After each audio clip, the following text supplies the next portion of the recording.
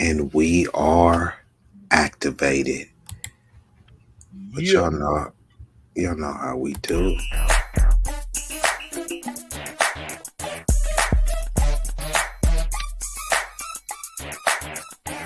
They holler who that is, hanging all out the window.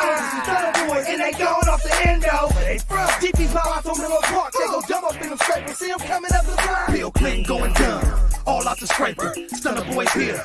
Mission is the major. Watch your girl before I take her, cause I'm on the strip shining. We don't move like no clown. But boy, it's big time. And lead a block to my youngster, cause boy, it's big grinding. 20-inch rims. Freaks on film. She eat her, why she eat him? You already know who game tougher than leather. We throw parties that go dumber than ever. Young niggas wildin' out, shaking they dreads. Boy, is you biz or is you smack? Cause you all out the window with a face of a triple stack. I'm money hungry, plus I need all mine. Rigs on the beat, you gon' see our shine.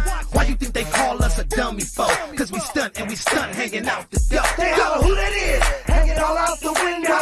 Stunner boys and they going off the endo. Where they from? DP's ball out on Miller Park. They go jump up in them scrapers. See them coming up the block. They holler who that is, hanging all out the window. Stunner boys and they going off the endo. Where they from? DP's ball out on Miller Park. They go jump up in them scrapers. See them coming up the block. Every time I hit the block, boom drop, it's that time. Candy on them death things, bumping for one time. I'ma do the fool like I'm mental and ignorant. Jumping at a stop sign while I ain't giving it. Throwing up the block cause you know when I'm feeling it. We ghost ride the whip like we ain't even feeling shit. High feed, call a stunner boy. Tennis shoe every whip, now who's stunting boy? At every function, sideshow, neighborhood event. You catch me dipping in the scraper with the 16-inch flip. Reppin' PA, Menlo, Northern Cali finest. If I'm scraping past a dollar, mean the police right behind us. We don't care, we going on big perp and X pills. Stunner boy, stay stunting the block on big wheels. Get big skrills, cause they ain't fucking with us. We in the building and we feeling like nigga with us. They holler who that is, hanging all out the window. Stunner boys and they going off the endo. Where they from? DP's ball out on Miller Park. They go jump up in them scrapers. See them coming up the block. They holler who that is, hanging all out the window. Stunner boys and they going off the endo. Where they from? DP's ball out on Miller Park. They go jump up in them scrapers. See them coming up the block. I got a few of my young niggas all out the windows. Stunting up the block, niggas know what they info. We did we smacked, our rims are stacked. Plus we smoking on that perk, we ain't leaning back. They know we coming up the block, holding the meanest stats. When you stunt like them stunners, you get mean with raps. Candy paints on the model, we mean at that. Bumping nothing less than 15s and holding us at. And we'll teach you how to stunt. All through the bay, we ride candy and bump. When we come, the show shut down. No field goals, all touchdowns. Police come, it goes down. High speed and run them through the whole town and get away. I'm not locked like Akon, supercharged kick, running on stop sign. Say holla who that is, hanging all out the window. Stunner boys and they going off the endo. Where they from? DP's ball out on Miller Park. They go jump up in them straight.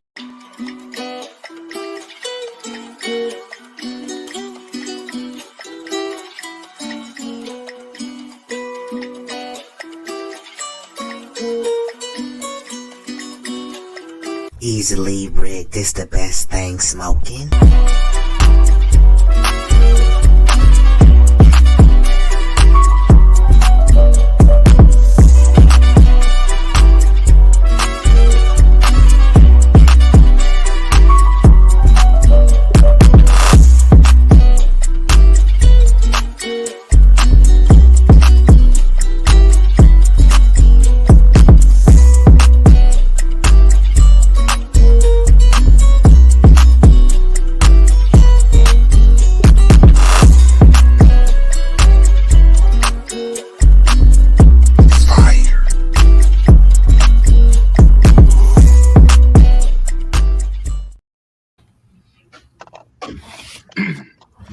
And it's time to activate.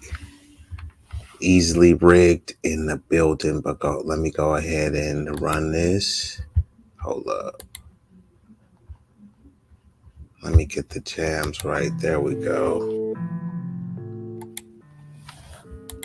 And I'm gonna pull it straight up, man, because we gonna get right into it. It's a late evening. We're joined by Mr. Best, Big Rick Slaps in the building. And right at the bottom, it says it. Challenging the elder respect norm. You know, once we are on these late nights, we try to get right into the meat and potatoes because we know everybody is up late And anybody that comes and watches the live stream or watches it on the playback, we definitely appreciate the viewership. So let's go, because this is going to be a good one. The term respect your elders is a cultural concept that emphasizes showing deference, esteem, and honor to older individuals. It is rooted in the belief that age brings wisdom and experience, and thus older individuals deserve a higher level of respect and reverence. The origins of the notion can be traced back to various cultures and traditions around the world, as honoring and respecting older members of society has been a common practice in many societies throughout history. In many Asian cultures, for instance, such as Chinese, Japanese, Korean, filial piety is a deeply ingrained cultural value that emphasizes respect and obedience towards one's parents and elders. This concept extends beyond immediate family members and encompasses showing respect to older individuals in general. So that's when you're talking about a community, it extends beyond the parents. You're supposed to give that same level of deference to the elders in your community as if they're a de facto or pseudo parent. Now, I'm not saying these are still the times like this, but this is where the cultural, traditional origins of the term respect your elders and why it's such a social norm and a construct that, you know, we've been engineered to follow, but it seems like many people are separating from this. So let me see. Another example is indigenous cultures and certain tribal societies. Respecting elders is seen as essential due to their accumulated wisdom and knowledge and life experiences. You know, so there's certain stuff that, hey, you can be the smartest 20-year-old, but you've only been through 20 years of life. You could be the 15-year-old valedictorian, but 15 years is 15 years. It doesn't necessarily mean that the person that has 50 years on you is going to automatically be intellectually superior to you in all aspects, but there are certain things that you just won't be able to grasp simply because you haven't been on this earth long enough. So certain cultures, even it still happens now, but I'm just speaking about the origins of it before we really get into the discussion, because I got some questions laid out. So elders often hold or held important leadership roles within their communities and are regarded as repositories of traditional values, customs, and cultural heritage. So they're pretty much the gatekeepers of the traditional values, customs, and cultural heritage. Some people's like, hey man, I don't want to do it. Cool. That's why you got the old head, the old timers, the elders. Those are the people who are supposed to do it. So even now, when some people start looking and you start getting up in age, dusting off your birth certificate, a lot of us or a lot of people, you know, are the old timers. So it's like, if you want to say what the old timers didn't really do, and now you're just repeating what the old timers did or didn't do, are you really in a position to criticize? And let me just wrap this up. So the concept of respecting elders can also be found in religious teachings and scriptures. And you know, I don't like to get religious with it, but this is for context and nuance to the discussion. For example, in Christianity, the Bible encourages honoring and respecting parents and older individuals, i.e. your elders. Other religions, and somebody can give another list if they like, philosophies also emphasize the importance of respecting and caring for the elderly as a moral obligation as well. So not only just respecting them, but also caring for them, treating them, knowing that, hey, let me help you pick some fruit from your tree or help you with your groceries. Let your mailbox is far from your house, whatever little things that you can do. And it's the last piece. It is important to note that the idea of respecting elders is deeply ingrained in many cultures. Its significance in interpretation may vary. So it's not like a one size fits all, or this is the universal blueprint or ideology to uphold when espousing the sentiments of like respecting your elders. Different societies have different expectations and customs regarding how respect is shown and demonstrated towards older individuals. And now that I laid that out like that, I'm gonna start actually I'll go around. Did any of y'all want to say something before I ask the questions that I got?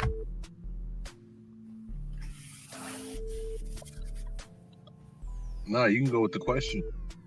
Actually, Big Rig, let me just piggyback off what I said for like just 1 minute, and I'm gonna read because I gotta pull up the question real quick. Because I know you were the motivation for this topic. So here's the question: what motivated you to want to speak on this topic? Why did you think this was a necessary topic to address? I think that there could be like a big disconnect with the elder and the younger people in the streets when it comes to a mutual respect.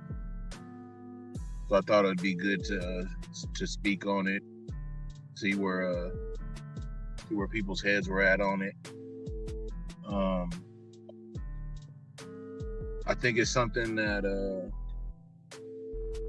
needs to be talked about, because I think that on both ends, with the younger and the older people, they both can use some work.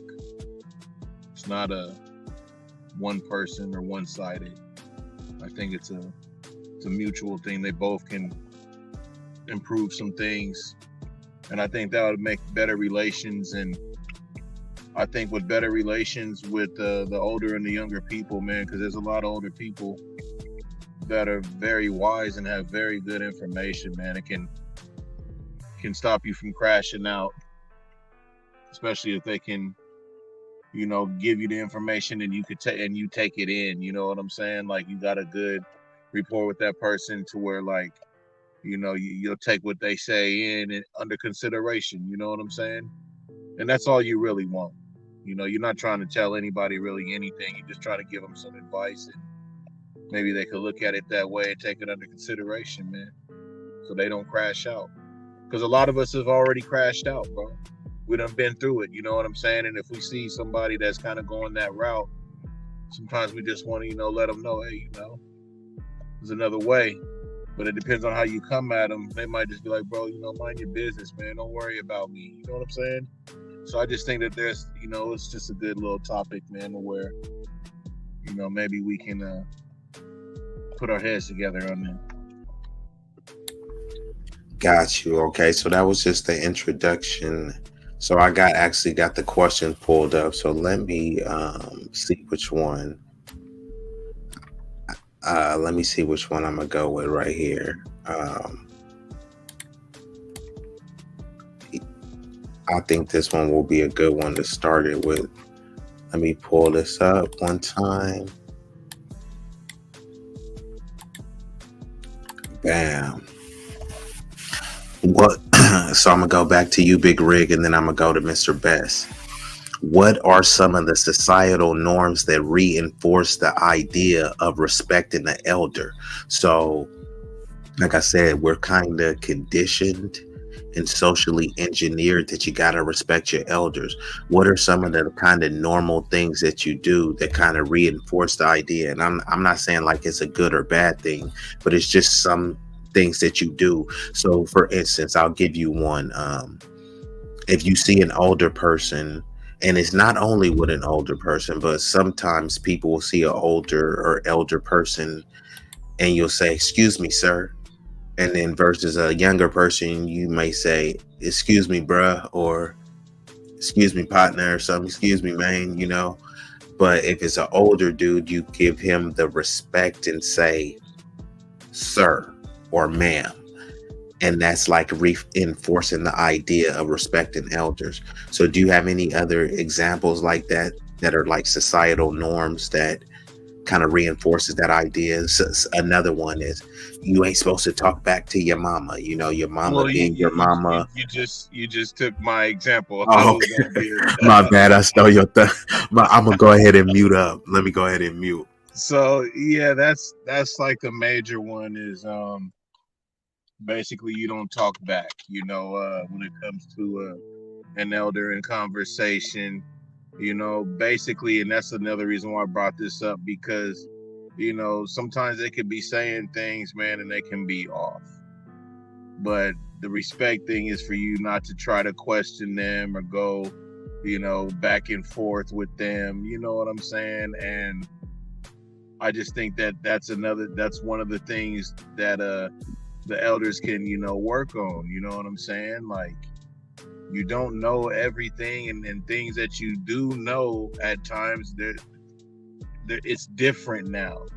See, some game can be worth spilling, but some game is this old school. It ain't relevant. You know what I'm saying? So, and you just gotta kind of take heed to that, man. So that's one of the major ones, is don't pretty much, you know, talk back or question your elder. You feel me? But if it was somebody of your age and they was talking like that, you'd be like, man, get up out of here with that bull. You know what I'm saying?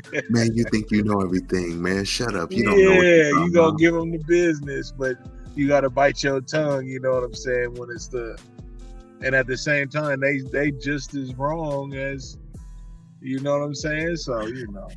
Actually, sometimes they even be more wrong based on the fact because they still living in their heyday. Like this ain't the 60s, 50s, 70s, whatever time period was your prime, but they still always kind of you know, harken back to that. And when you try to tell them, it seems like, oh, you just a young whippersnapper, you still wet behind the ear. You feel me? Like, right. Maybe that might be the case. Two things could be right at the same time. I might be a little bit young, breath smelling like Similac, but that don't mean that you automatically right. Right. So, Mr. Best, I got a couple other questions queued up. Do you got any other examples that you can give of societal norms that reinforce the idea of respecting elders? Of course, like you know, one of my elders told me this weekend, you know, it was like I was you know, I told him I was washing clothes and it was a Sunday, and they was like, you shouldn't wash clothes on a Sunday. Like, I raised you differently. And I could have refuted the statement or said, nah, I'm gonna do what I want, or this is my place. I don't live with you or whatever. But nah, I said, yes, ma'am. All right. And I mean, it ain't worth going back and forth about washing clothes. Like, I'm gonna wash my clothes because I need clothes for the next day. Like, it's gonna be what it's gonna be. Like, they not gonna wash it, so I'm just gonna wash it. So hey, hold on, Mr. Best. So is there a particular is it bad luck? What was the reason that you said to not watch? It's a religion thing. It's to keep the Sabbath.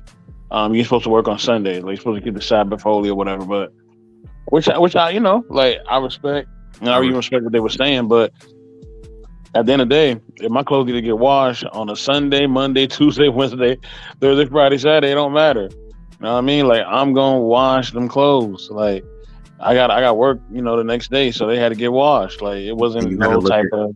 You got to look at the alternative, right? You don't wash it, basically, and it's no disrespect to the religion, but actually, let's say you going to work. I don't know if you work from home or if you go in the building. Some places got a hygiene thing. So if my shirt is kind of dirty, like, at that point, it's not really even funny, bro. Like, I had one time. You wear the button up, and then sometimes you know it gets sweaty. So you look at that ring, you like, oh, like, I, you know what I mean, around the neck, you like, oh, you see what I mean? Hey, it's Sunday, Monday, fun day. I'm washing, bro. I got you. It's no disrespect, but I think you handle it respectfully. You gotta avoid blatant. Well, you don't have to, but I would say that you should avoid blatant disrespect, you know what I mean? Because they were going to take it as disrespect either way, right? There's no excuse that you could say that they think Hey, well, you should have washed your clothes on Saturday. Well, you know what? We're here now, and I didn't, and it's no disrespect. So I'm gonna wash it when you sleep, or this, Read or the you know. room, boy. That come in every time, boy. All you gotta Hey, do is read the room, boy. while you take your little nap, or chopping up the preparing dinner. But it's just all respect. Even now, right? Big Rig be blowing big smoke. You feel me? I be smoking on, the finest strains, of the ganja. Mhm. But like, if you walking down the street, you ain't gonna blow a big cloud, and you feel me? You see OG walking on the, you blowing. You know what I mean? Like, you might put it down, you might put it out. You don't have to. But it's not just with that. Some people do it with cigarettes too. It's like, come on, bro. I don't smoke cigarettes, but it's like you walking by and somebody blowing at him. It's kind of disrespectful, right? So on the flip side, somebody avoiding, like, oh, my bad, like, I didn't mean to blow, that is a sign of respect, because they don't want to inconvenience you. So that's another thing too, because you know what I'm saying, like, or somebody might hide the bottle. I see people drinking in public, they see an OG, they try to hide the bottle, but if his Big Rig, they like, or I'm walking down the street, they gonna ask me, hey man, you got some weed? They gonna keep blowing it. But somebody else, they gonna be like, man, are these old people gonna call the cops? So at one point it's a form of respect, but also fear of uncertainty too. You know what I mean? Like, because they got those old people, man, get off of my lawn, or like the dude from the Mr. Wilson from Dennis the Menace. Now, Mr. Wilson seemed like the bad guy. God damn. Hey, I just thought about that, bruh. But rock with me, bruh. And I want you to pick this up from here, Mr. Best, and then I'm gonna go to the next question. But as annoying as Mr. Wilson was, hopefully you are familiar with that show. Oh yeah, definitely. Mr. Wilson was needed on that block, wasn't he? Yeah, he's taught a lot of discipline and respect, and actually being orderly. I mean, Dennis the Menace was just out of control. He was a menace. So he just wanted to, be a kid, play around, be mischievous, things that kids do, jump around, get into stuff, be very adventurous. So yeah, and I mean, we all have been like that as a kid. I know I was trying to find out and get into a little bit of everything. I'm sneaking in the rooms, and I'm checking dresser drawers, and oh, look what I found. And it's just like, I mean, that's just being a kid, man. You just want to know everything. You're a sponge, so you just try to soak up everything you can. But yeah, I mean, listen, when you deal with elders, man, there is a lot of respect, man. Even, I've even had situations where an elder would like call over and over again. I'd be like, look, stop calling. Like, I'm gonna handle the situation when I handle it. You know what I mean? I love you, but please don't call me about this no more. So, what I mean? There's ways of doing it, like, so they don't feel disrespected, and you maintain a level of respect and love. And you just keep it pushing, man. And I try to do that not just with elders, but with anybody, man. Like, I'm not doing no back and forth with people, man. I don't have the time or energy to do it. So if I can reconcile something as quickly as I can, I'll do it.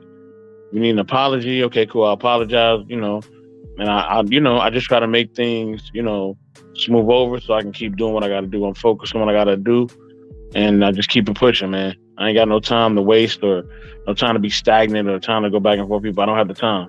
I ain't got that luxury. So yeah. All right, got you. So I'm going to go ahead to the next one, which should be another good one. Are there any negative consequences of blindly adhering to the societal norms of respecting elders? And I think that there are negative consequences. I don't think all the consequences are negative, but I think if we're having a complete discussion, we do have to mention the negative consequences from it. Because when people say, man, you're supposed to listen to your mama, and then you're in the community and Mr. Wilson or Mr. Brown down the street could spank you at their own discretion. Now, you might deserve it because you was like Dennis the Menace, but then they also might be being harsh.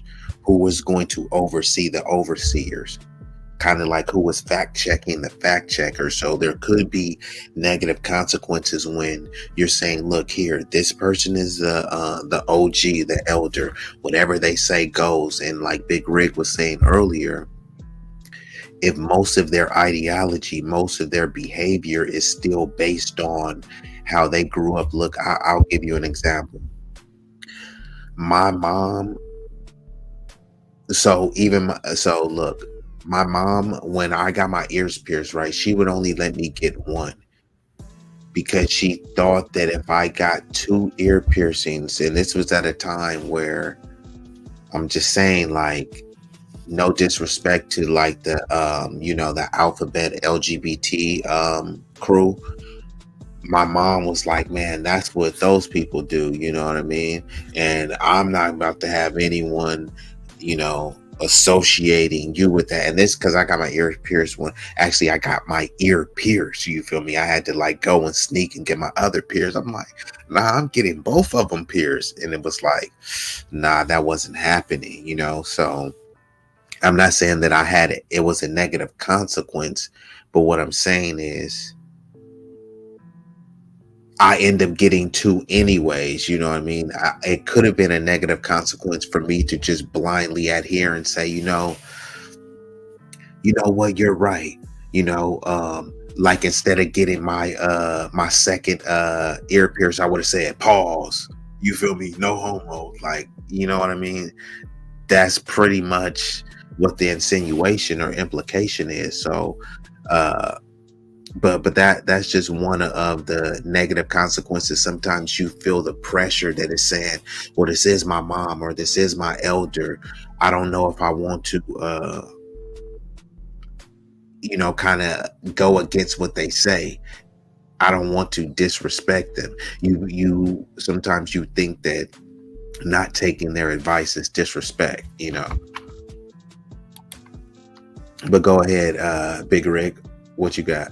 Are there any negative consequences of blindly adhering to the societal norms of respecting your elders?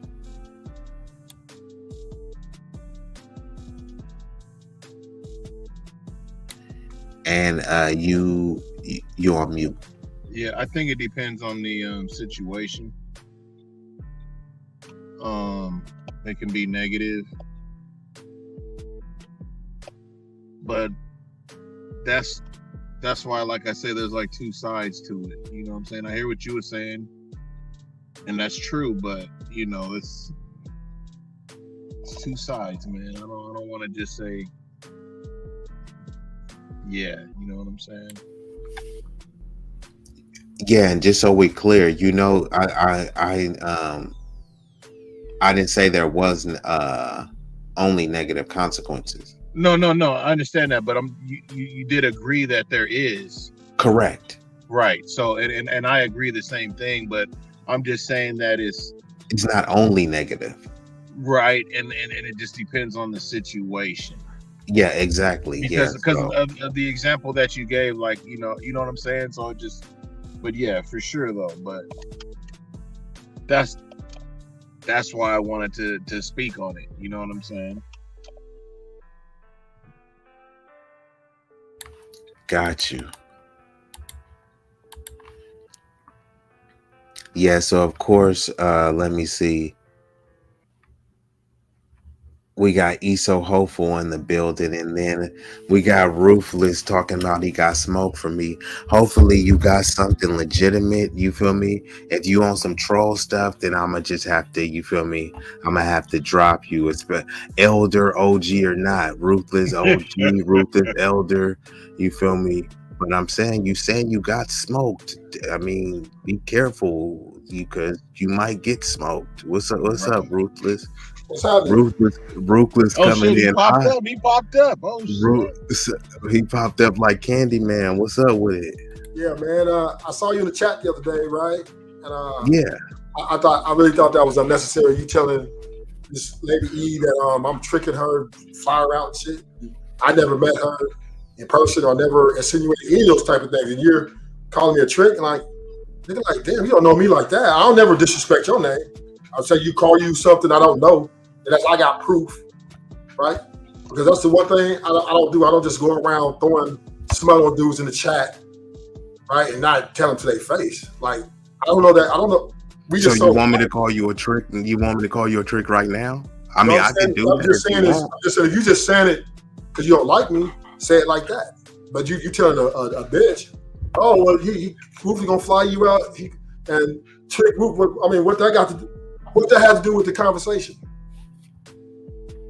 I didn't get that. Be easy. So first of all, if I have anything to say to you, bro, like you don't scare me in any type of way. I'm not trying to scare you. Okay, I'm not trying to scare you, Easy. No, I know you. I'm saying I've never done Hold on, bro. I heard what you had to say, and I'm gonna respond. You feel me? So I was really just joking with you. I don't know you, bro. I never met Lady E. You feel me? So I really was just joking. I didn't really think that you was taking it really literally. You feel me? So if you thought that I was disrespecting you, you know what I mean? I was just joking with you, you know what I mean? Like I don't know if you was talking to her about me. I'm talking to you now. You was telling her, "Oh yeah, you now." I'm like, but I'm talking to you now, though. Yeah, I understand it. But what I'm saying is, when you said it at the time, right? And I just gave you the context that I was joking. I was joking with her in the chat. If you was in the chat, I would have added you in the chat. Were you in the chat? No, you was on the panel. Yeah, so but if you were in the chat, I would have added you. That dude, you joking with me? Why you joking with me? I never joke with you. I never joke with you ever. So you sensitive about a joke now? It's just the point. It's about respect. I mean, I don't do things. Hold on. I don't do things like that. Hold on, bro. This is where I gotta call Cap. You say you don't do things like that. Not to you. There he goes. I'm talking about you. I'm talking to you. I don't joke with people. I don't make fun of people. Period. None of these spaces. Just playing. Unless we got a relationship like that. So we throw a joke here and there. But me and you don't have no type of relationip like that. And for you just to come out there. So you were sensitive about what I words said. like that. You really don't know me. That was fucked up. That's fucked up. I thought that was you was trying to shade me. If you like her, just say you like her. Why you gotta use me? Talking about you want to pick her up and give her a tour, like just say you like her. Just saying. I mean, you seem kind of bothered, bro. Like, do you really like her? Do you want me to like try to set it up or something? Because I just told you it was a joke, bro, and you acting like. But the point is, trigger, bro. Hold on, bro. I let you talk, cause you supposed to be extra, bro, extra red pill, aggressive alpha, bro, and you was tripping all over. I'm just saying that I don't do things like that. You acting kind of aggressive now, bro. Over a joke, which I told you was a joke. You telling me that it's a joke, but me and you don't have a relationship to joke like that. Now, me and Big Rig Slaps, we joke about the mall and stuff like that. On the you and Big Rig is besties? No, we ain't bad, but come on, man. Now you being funny, right? That's what you saying. You're talking about relationship. What relationship do y'all have, bro? We just have communication where we kind of joke here and there. So y'all don't have a relationship. Got it. But me and you really don't have a relationship. I talked to you one time. And then, neither do you and Big Rig. You don't have a relationship. You don't have a relationship with anyone on YouTube. But we have communicated with each other, and we kind of get along with each other. So we kind of. So he made some. I made a comment about the bro. I don't have no. Understand me and you. For you to say that to that woman about me, what type of? Here we are having a gender war, and you're here telling this woman that I'm gonna fly her out. I ain't never told you nothing like that, and I never told her nothing like that. So where did that come from? That's why I'm confused. That was unnecessary rhetoric. Bro, do you know what a joke is? Do you know what a definition of a joke is? I know what the definition of a joke is. But then you joke with those who want you not a comedian though. What are we still talking about though? But you're not a comedian though. This is, and neither are you. And I don't joke with you. Are comedians the only people on the planet that can tell jokes? Listen, Eazy. Fade. I don't got no problems with you. I don't got no problems with you, bro. You said Rufus, I'm finna say this joke. Don't take it personal. Then I might have said, okay, but you just went out there on her. You said I'm gonna fly her out. This is you and her. I don't know how we. Hey, can I just jump in real quick because y'all did your thing. Y'all kind of you talked both of y'all. But I mean on the real, because I don't really know what happened, but just kind of listening. it do kind of just sound like it was a joke though, Ruthless. Now the thing that I'm getting is the fact that it was maybe a woman, and you know how motherfuckers kind of get like, bro, like we cool, but don't be cracking jokes when chicks come around. I'm kind of getting that vibe, maybe because it was a woman and a little joke was made. Maybe you could have took it a certain way.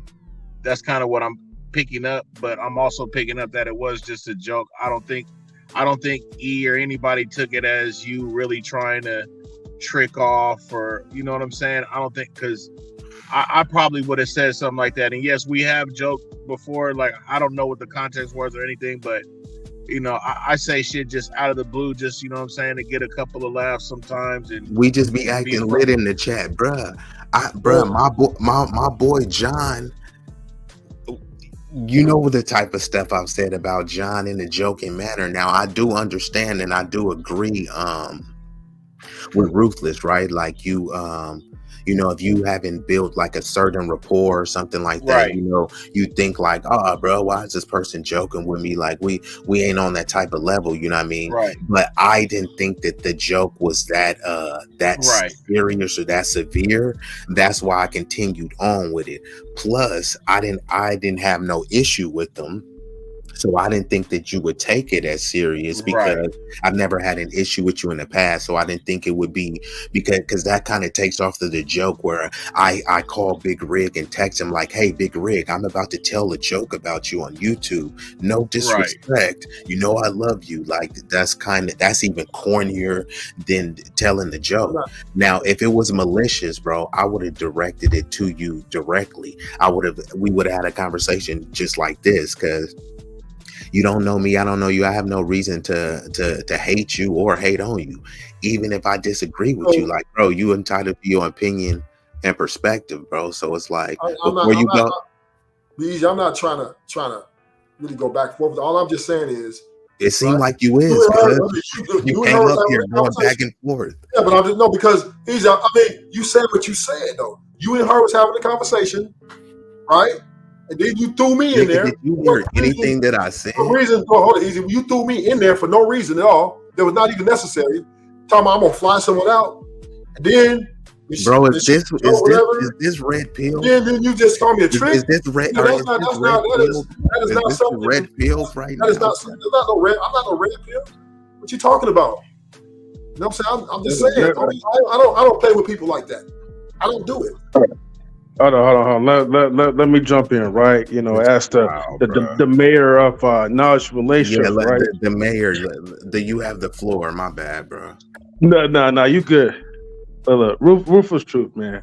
You know how it is. Like, when we come to these panels, the chat's gonna clown, but ain't no foul, no harm, no play into it. Especially when sometimes the chat itself is thinking that you're trolling as well too. I get it though. But hold on. Don't be tight now. Hold on.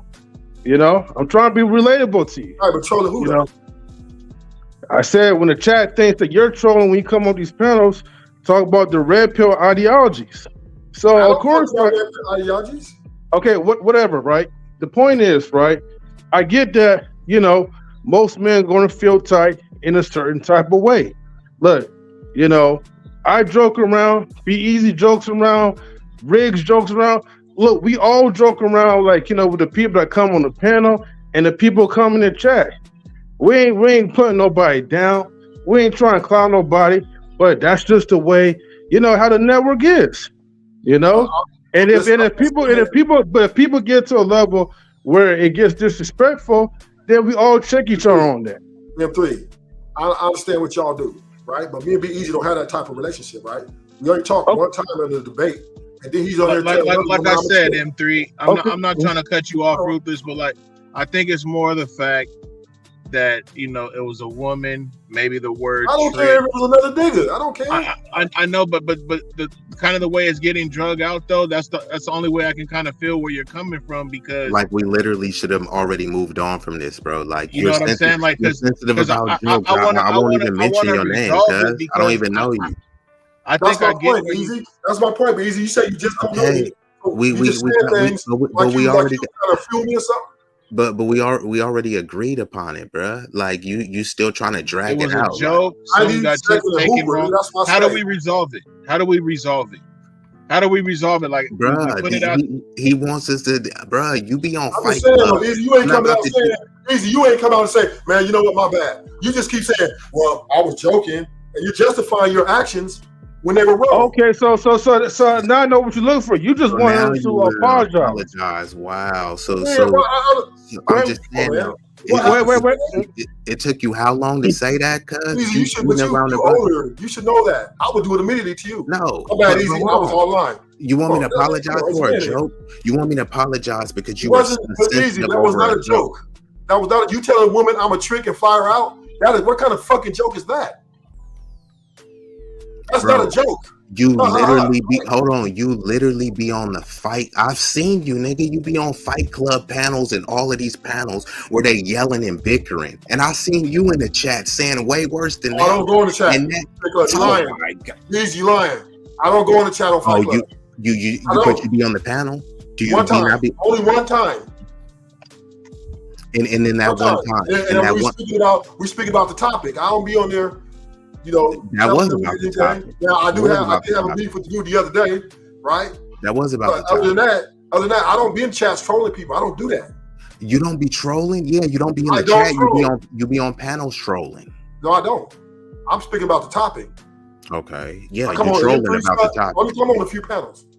Only two panels I really come on. And you troll on the few panels. I don't troll. Easy, come on, what are you doing? What are you saying? What are you saying? What is you saying? You wanted to say that because you think I'm a troll? I mean, you think I'm some. What that got to do with you? If I ain't trolling you, what that got to do with you, Easy? You trying to trolling anybody else? I was cracking jokes on you. Just like I crack jokes on everybody. I've cracked jokes on you, Big Red. Why you should be telling another woman I'm gonna fire her out and then I'm a trick. What joke was that? Make that make sense. Bro, why are you so pressed? Hold on. Why are you so pressed? You know how many people that you look up to that have flown a woman out? Why I don't do that though. Okay, cool. That's not how I roll. Okay, but you've already said that, bro. You've been saying that. Hold on, B. Ruthless. Like on the real though. Are you being really serious though, bro? You're really feeling that he disrespects you and really meant those words that he said, bro? Like, I mean, being honest. All I'm saying is, Big Rig, this is what I'm saying. I made my point, then he put it off like, oh, I'm making a joke. And I'm not taking, obviously, I'm offended. So instead of him saying, you know what, my bad, it won't happen, we can keep it pushing, he's justifying it, saying, I'm a joker, I'm a clown, and I want to just do that. Like, I'm supposed to, oh, yeah, okay, you just joking. Yeah, you want to just be offended. And then he's saying that when I'm doing on other people's panel, which has nothing to do with him, I've never said his name personally. Just like your feelings have nothing to do with me, right? My point is, I don't say your name. Your feelings have nothing to do with me. If I have a problem with you, I just tell you to your face. I mean, if I go to call you a trick, I'm going to tell you to your face, so you know what? B-Eazy, I think you're a trick. I'm not going to talk to no woman about you. But he don't think that of you, though, Ruth. This is what he's saying, bro. It was a joke.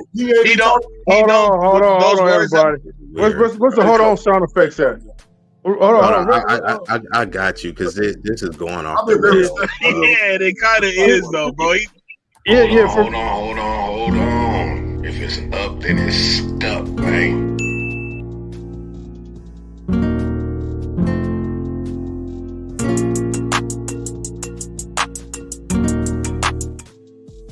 Let me make it clear, right? Look, Ruthless Truth, man. You know, salutes to you for coming up. You know, addressing the situation. Look, all you gotta do is just say, hey man, like, you know, hey B-Eazy, on the real, man, you know, what you said really hurt my feelings.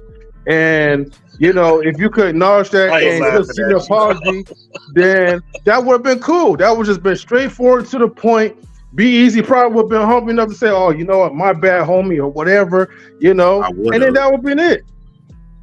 But we got to tone down the aggression, though. I get that you got offended. Why couldn't we get through to the show, bro? I was trying to get how we can have good relations and talking to each other.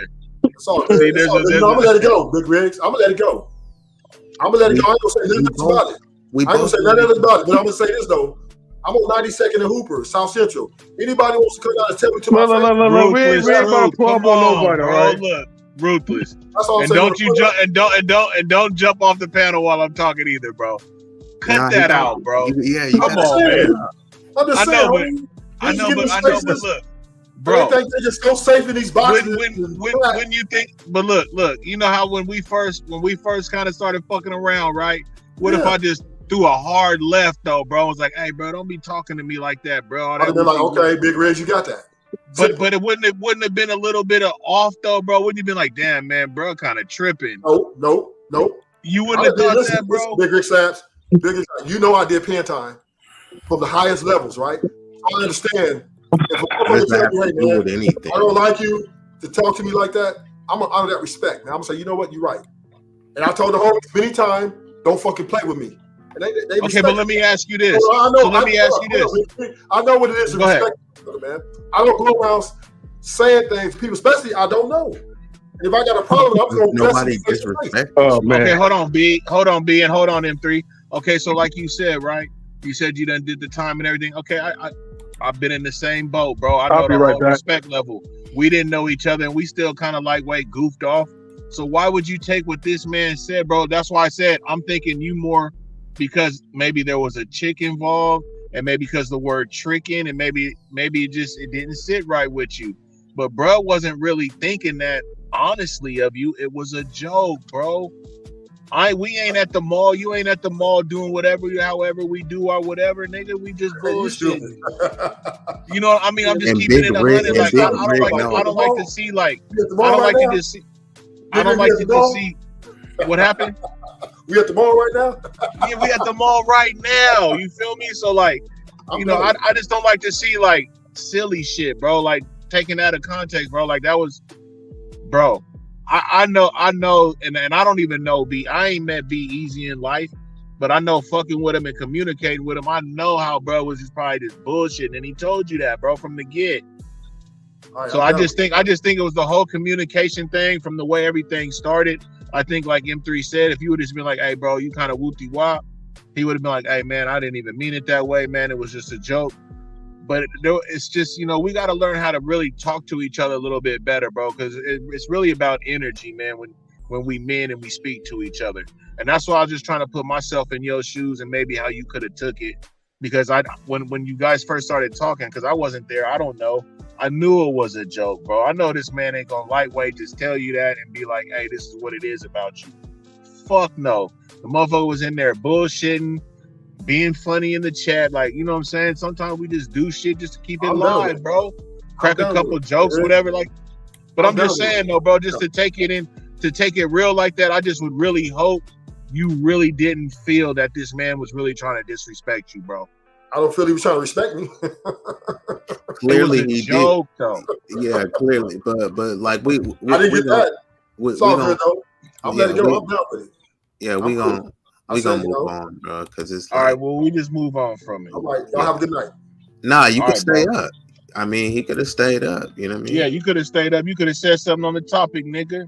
I mean, that's the weirdo shit. I'm like, bro, you should have stayed up and said something on the topic, bro. So if Ruthless Truth, if you still in the building, come up, bro. Like that, you did all that. Like I at least wanted to get one question on the topic, but yeah, that shit over and done with. You could have answered a motherfucking question or something.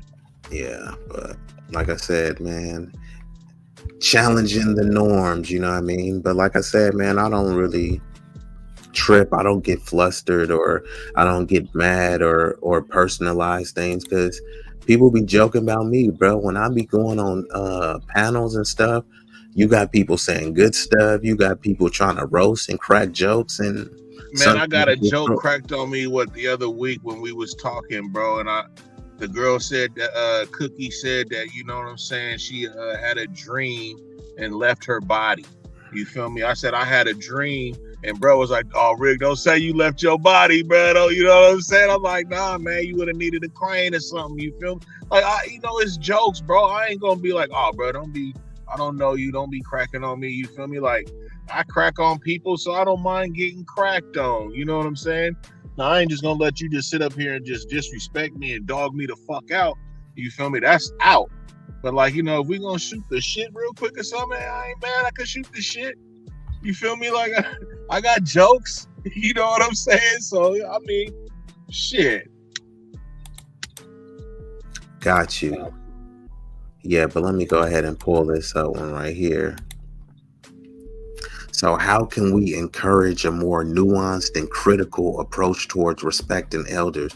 And this is really why I wanted Ruthless Truth to stay up there. You know what I mean? Like, I know you ain't sleep, bro. So maybe you just came up here to just say that and dip.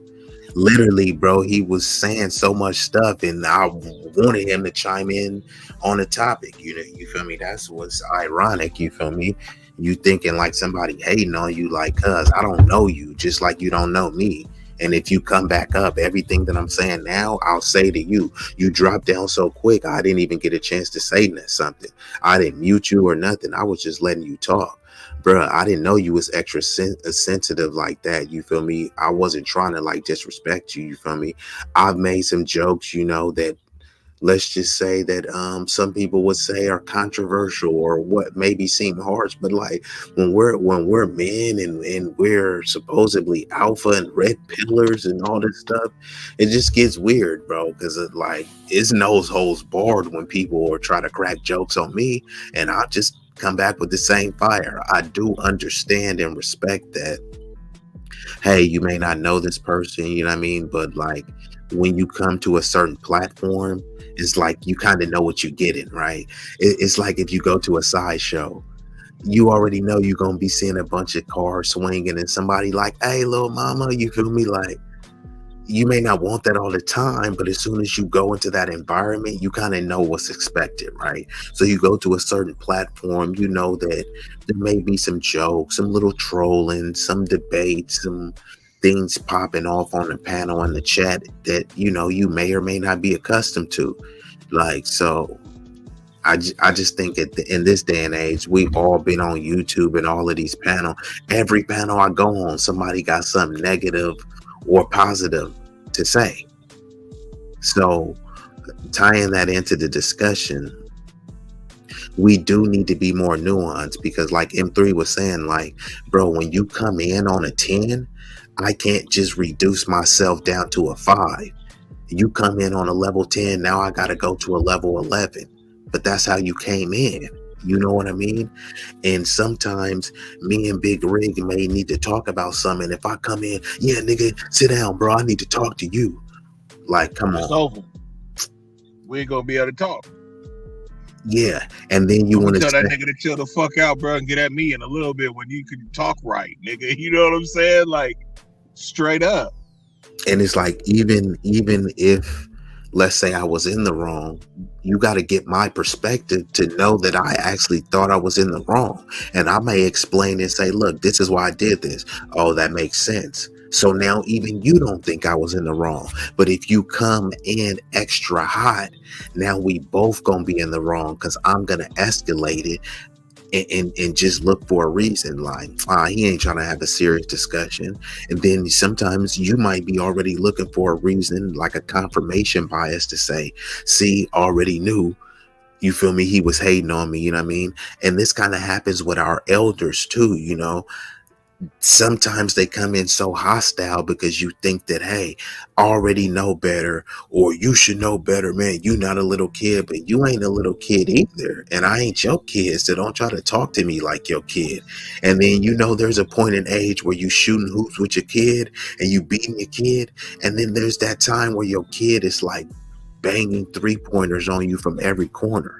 Like, it's gonna happen, you feel me? So we just got to have a more critical approach and be more nuanced when we are talking about the respect for elders. And that's why it's just not a one-way street, because we're giving the extra reverence to the elder based on just their age. But what have they done? What if it was an elder that did 50 years in the pen? They spent 50 years, you know, being locked up, but then I should automatically respect him just because he did 50 years, you know? Or what if it's a person, a woman that was doing, you know, like doing a clothing business, you feel me? And she been in the business 20 years, but now the game has changed. I should automatically just only respect her for 20 years. So it's very nuanced, and we got to have a critical approach when we thinking about the discussion of respecting elders. What you think about that, Big Red? But also the question is, how can we encourage a more nuanced approach? Like, what could we do so that people just don't blindly accept, like, yep, it's your elder, you got to listen to him? Well, you gotta, it's gotta fit with what you're doing, man. Like, say how you use the example with the person that did 50 years. Am I supposed to listen and respect everything he says? He's been locked up for 50 years. No. If you're going into the system, you know, maybe you're about to go in there and then you don't know the ins and outs, and this person, you know, got 50 years in there, then yeah, you could use maybe some of his input or what he got to say. So it depends on what it is, and that's the thing. You know, when I say the elders need to work on things because they'll feel what they say is law. Like, you know, it is what it is, but things have changed. So what you're saying was in that time, we're in a different time. Now, if we're talking about something completely else to where it's relevant, then yes. But, you know, and with young people, you know, that's where the disconnect happens, because you want to push what you're saying as that is what it is, and we're telling you that no, it's different, that's not the same. But you don't want to hear that. You don't want to take in that, because why? We're young, whatever.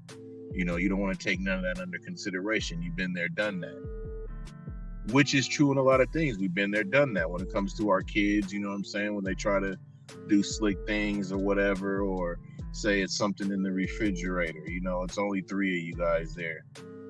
It ain't your woman, so you know it's the kid, but they denying it, like they ain't putting the top back on the milk or something, you know, just something, you know, little like that, like they just think they slick. Well, you've been there, done that. You used to do that. So I mean, you can dig that. But you know, so it just depends on things, man. And the best thing to do to bridge that gap is to have an understanding. So if you are that elder and you think you popping it, you know, you popping in the young ones, like, yeah, I hear what you're saying, Mr. Johnson, but you know, this and this, listen to them. And then you may be like, well, you know what? You right. And then you may have a different approach with some wisdom that they may not have with it. You know what I'm saying? Or whatever. But to me, that would be the best way in working it out. Because even now, like, I talk with, you know, my son, or I talk with the young kids, you know, like his friends or whatever, and I'll say something thinking like, man, I already know, and I'm wrong, because it is a little different. So yeah, it was different when I was doing it, but now that's a whole different ball game. And then I'll actually be like, man, you know what? I'm glad y'all lightweight told me that, because I thought it was still like this or something. You know what I mean? So, but if I was trying to be that type where I know everything, I wouldn't have took nothing that they said under consideration. Got you. All right, so this is a good one right here. And shout out to everybody that's watching. If anybody else want to join, especially Ruthless Truth, if you got some more smoke, Ruthless, come on up. But you know, hopefully, I just wanted you to join in on the discussion. Shout out to the Gray Pill Podcast. But M3, before I bring up the next question, like, man,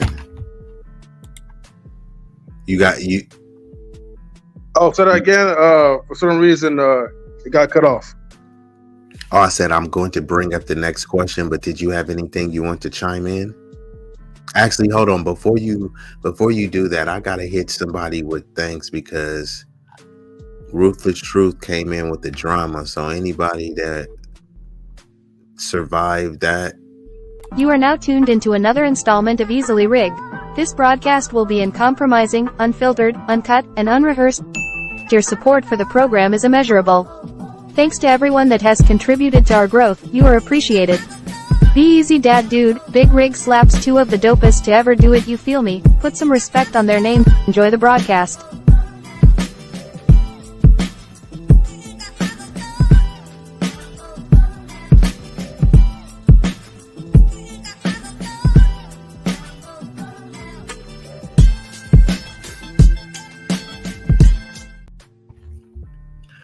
And then once again, the link should be in the chat. So, bro, be working that board, boy. For real. Yeah, man. So, Ruthless, if you want to come on up, contribute to the topic, because that was a long time, bro. Like that was a long time for you to. I really was about to ask him a question, and he dropped down, and then so now that makes me seem like.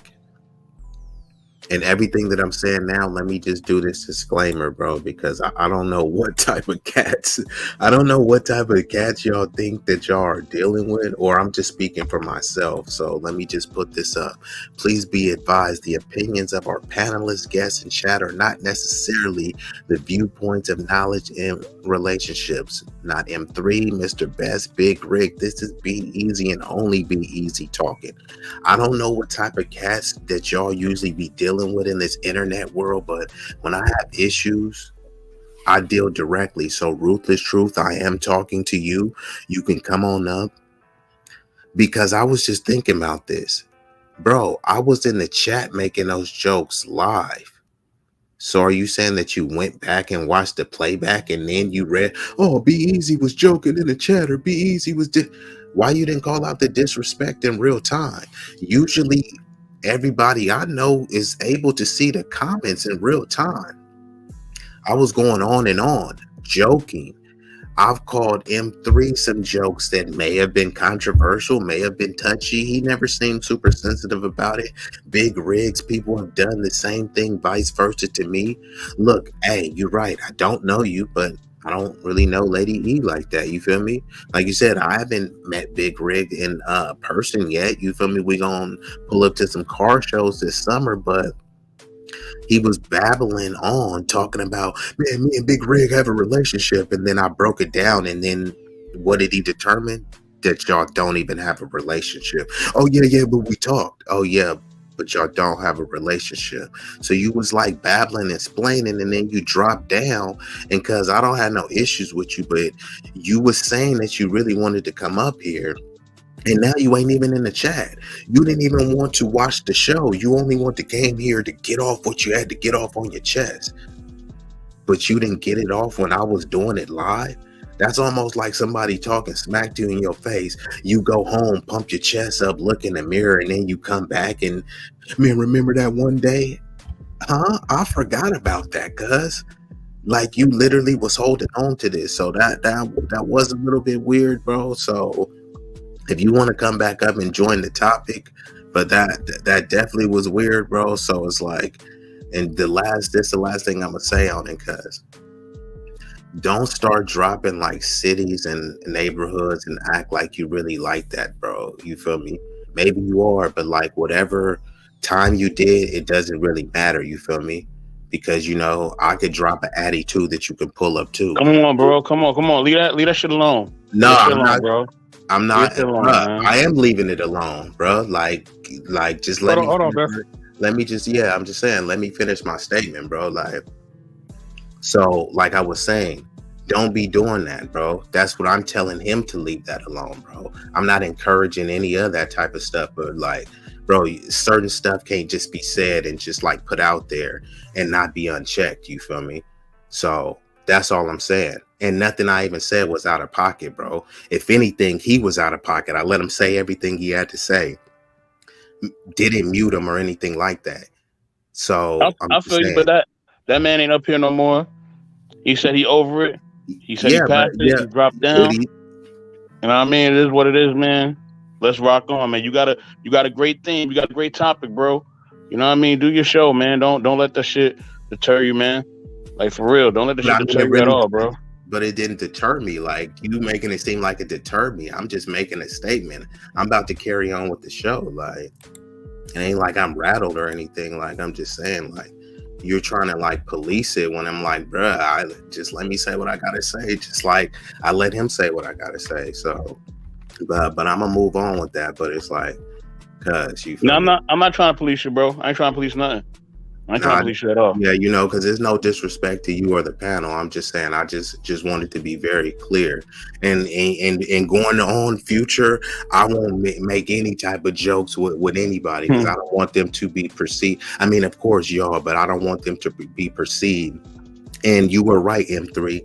Hattie came up here and said that he was actually sensitive, because I'm really not trying to disrespect anybody, but I got that sense of humor. Big Rig, no, out here, bro, we call it sigging. Where I'm from, we call it gurping. Like, we clown on people, bro. Like, but it's like but it's really a sign of love, you know what I mean?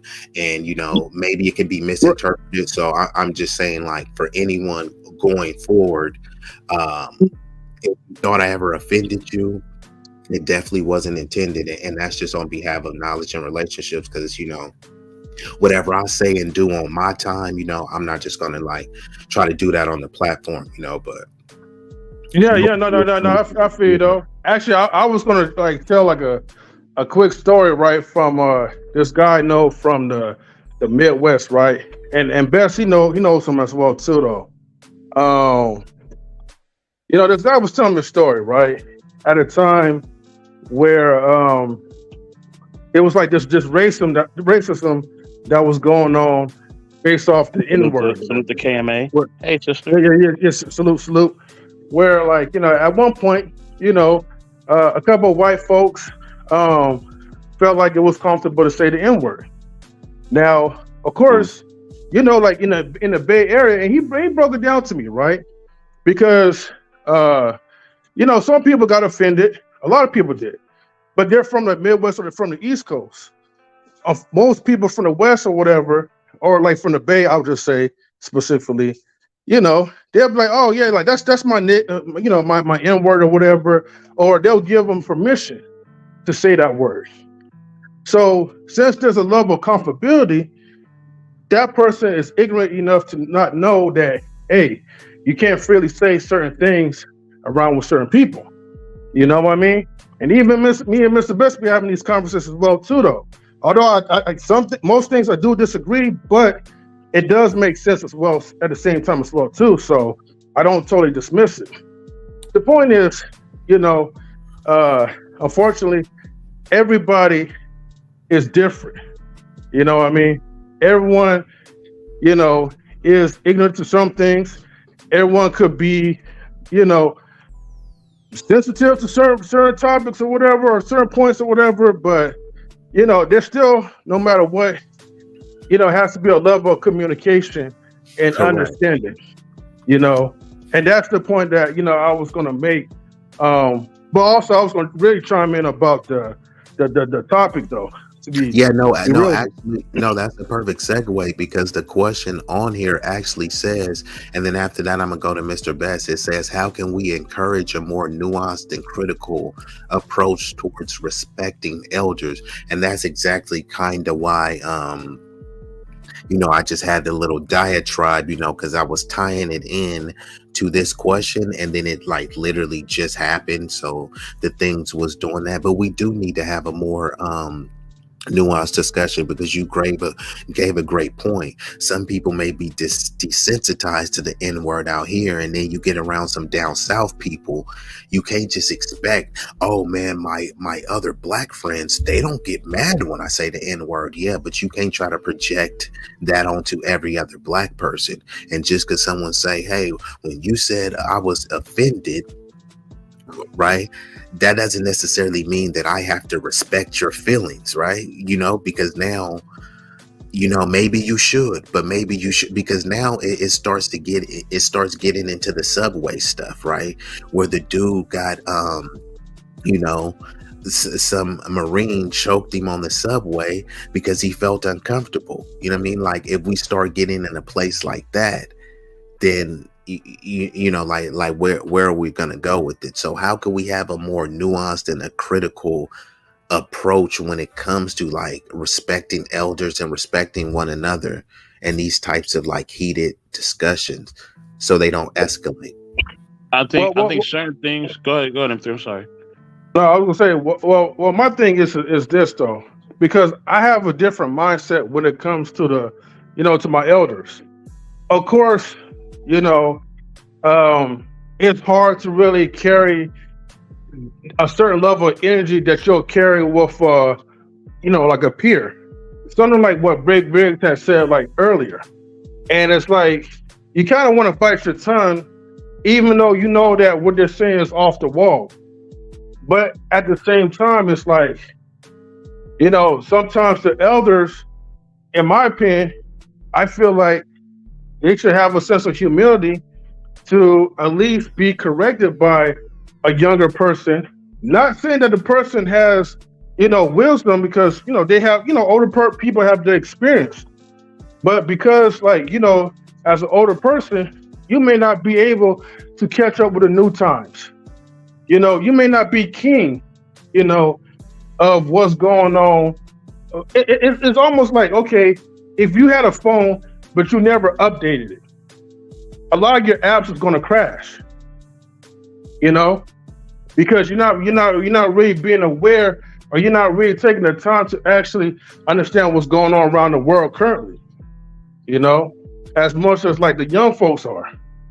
So I feel like there should be, a balance where when an older person is talking, be respectful, but at the same time, older people should have maybe, like I would say, a sense of compassion or empathy for the younger folks. How do you know? Should you just automatically respect them just because they're old? Because no, not automatically. It has to be a level. How will you know though? Oh, how will I know? It's based off their approach. So let's say, for instance, right? And I'm not trying to be long-winded on this one, right? But for me, forget about everyone else. But for me, if an older person is talking to me, right, I will give that enough respect to listen. But let's just say you're rambling, now you're talking shit because you think you're older and you think I'm not going to say nothing. You're never too old or too young to be checked. I know they talk about respect your elders, and I can respect you in a certain type of way, but I'm not going to allow an older person to disrespect me. I'm not even going to allow anybody to disrespect me, but I'm not going to give an older person a certain type of energy where I want to cuss them out, as opposed to I would probably cuss like a peer out. You know what I mean? So even though some of these people, like, they kind of go off the rails or whatever, but I'll still try to at least have a little bit of profession, when I'm talking to or I'm listening to an elder who's unfortunately like pop off his gums or her gums or whatever. Now, if that older person happens to try to swing on me, then that's a different story. You know what I mean? So, old, young, whatever, I would deflect back. It's just all about respect. That's the way I look at it. And that respect pretty much transcends age, right? Like, wait. Yeah, like in some instances it does. But Mr. Best, you can go ahead and chime in on this question. Like, what are some ways that we can encourage a more nuanced and critical approach when dealing with situations of respecting our elders? Many people don't find a reason to respect their elders anymore. They think like, hey, I've never seen them do anything for me. They actually haven't done anything for me, or maybe they're not as smart as me, or times are way different. Like, how can we encourage people to bring about more of the spirit and culture of respecting elders, but not just blindly respecting them? I mean, I think when it comes to respect, like I do respect my elders off top. You know what I'm saying? But still, even all in all, when it comes to people, like I know for myself, I don't like to get upset because when I get upset for a very long time, and it just can linger, and my temper could just be very, very, very bad and volatile. I'm not saying that I'm like some badass or whatever, because that's not anything that I'm trying to portray or trying to be at all. You know what I mean? I'm a professional. I'm part of the working class. I don't bring none of that energy. So my thing is that I avoid anything that's going to heighten my mood, because if it's gonna heighten my mood, then it's like, then I gotta be prepared for whatever comes with that. That means I gotta be prepared for if we're gonna fight, if we're not gonna fight, whatever, if we're gonna curse each other out.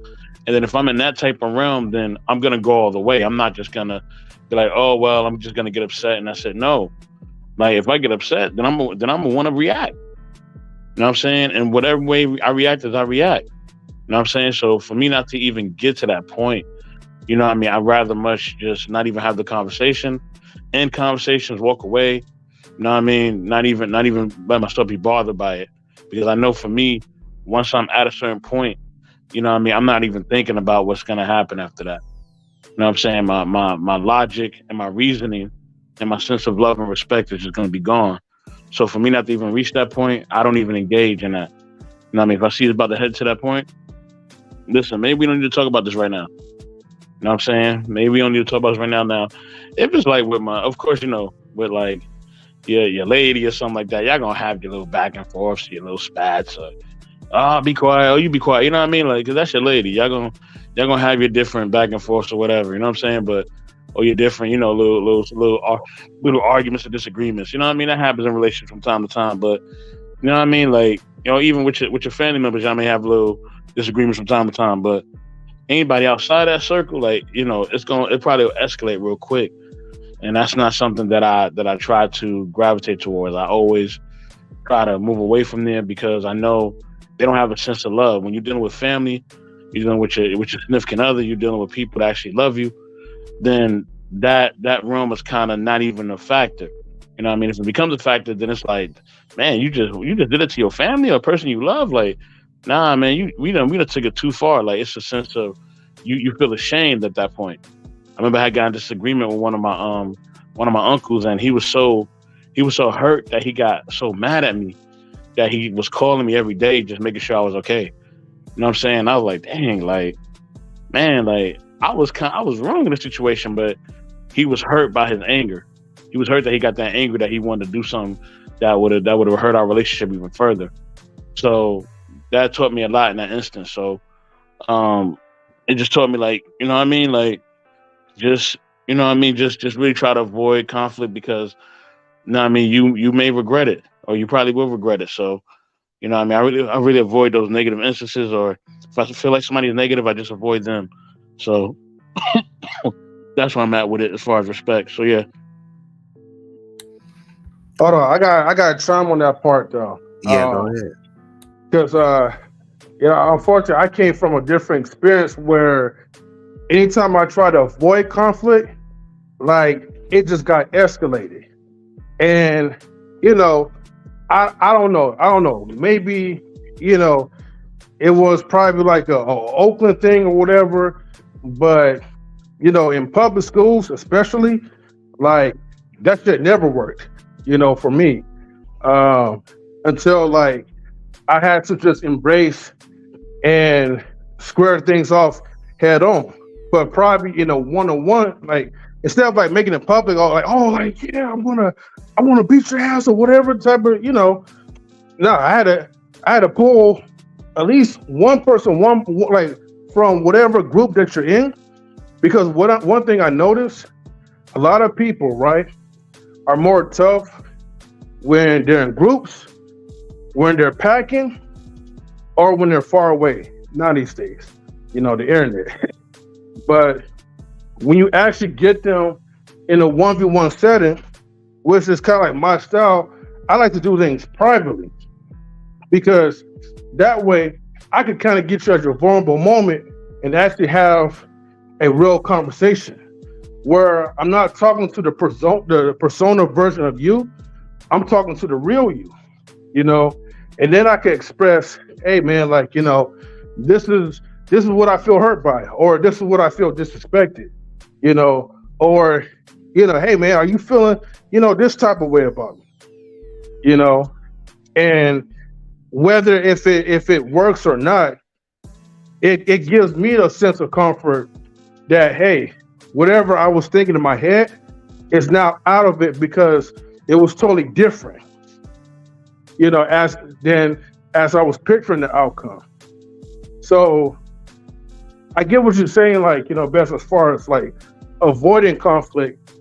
I think I will avoid the person after I have the conflict, and if it doesn't work out in no one's favor, you know, because part of me having a conflict is basically, look, man, I just want to just, you know, get things resolved so we could just be cool again as friends or as homies or whatever. And if there's no, if we're not on that level, then I'm like, oh, okay, cool, man. Hey, look, my mistake, man. You know, I thought it was cool like that. So once I know we're not cool, then it's like, all right, then I can start breaking my ties. Yeah, I mean, you know, it's not really, you know, you said it's probably Oakland thing, but it's not even based on like where you're from. You know, I'm from Brownsville, Brooklyn, which is the craziest part of Brooklyn ever. And if anybody don't believe it, I can send y'all documentaries. With that being said, my ideology comes from just me seeing family members and people close to me go through certain things because they was a part of certain elements that were, you know, that were in the streets or whatever, you know what I mean, that were negative. So, and they would, you know, shun me from a lot of things or keep me from a lot of things as much as they could. Of course, I went through my own things as well, but for the most part, they just kept me away from a lot of that. And they wanted me to focus thoroughly on my education and thoroughly on me getting out of our community. You know what I'm saying? So I think that was a big thing, you know, as far as, you know, me and my upbringing and things that I just learned how to just deal with. You know what I mean? Plus, it was like, yo, you know, like I just realized, and even a lot of my family was like, yo, you know, you black and you know, you got some size on you. Like, if you get into something, like, you know what could happen, right? Like they bring me aware of the police and the system and things of that nature. So all those things, you know what I mean, were a factor. And I also was seeing the things that my peers were going through at that time, because, you know, the gang culture in my area was very, very prevalent. You know what I'm saying? And I was like, okay, like, this is what happens if you know, get involved in the side. You know, so it was always about me focusing on my education, me focusing on me working on just being better, and me bringing something, you know, to my family and to my community. And that's something that I was always encouraged to do.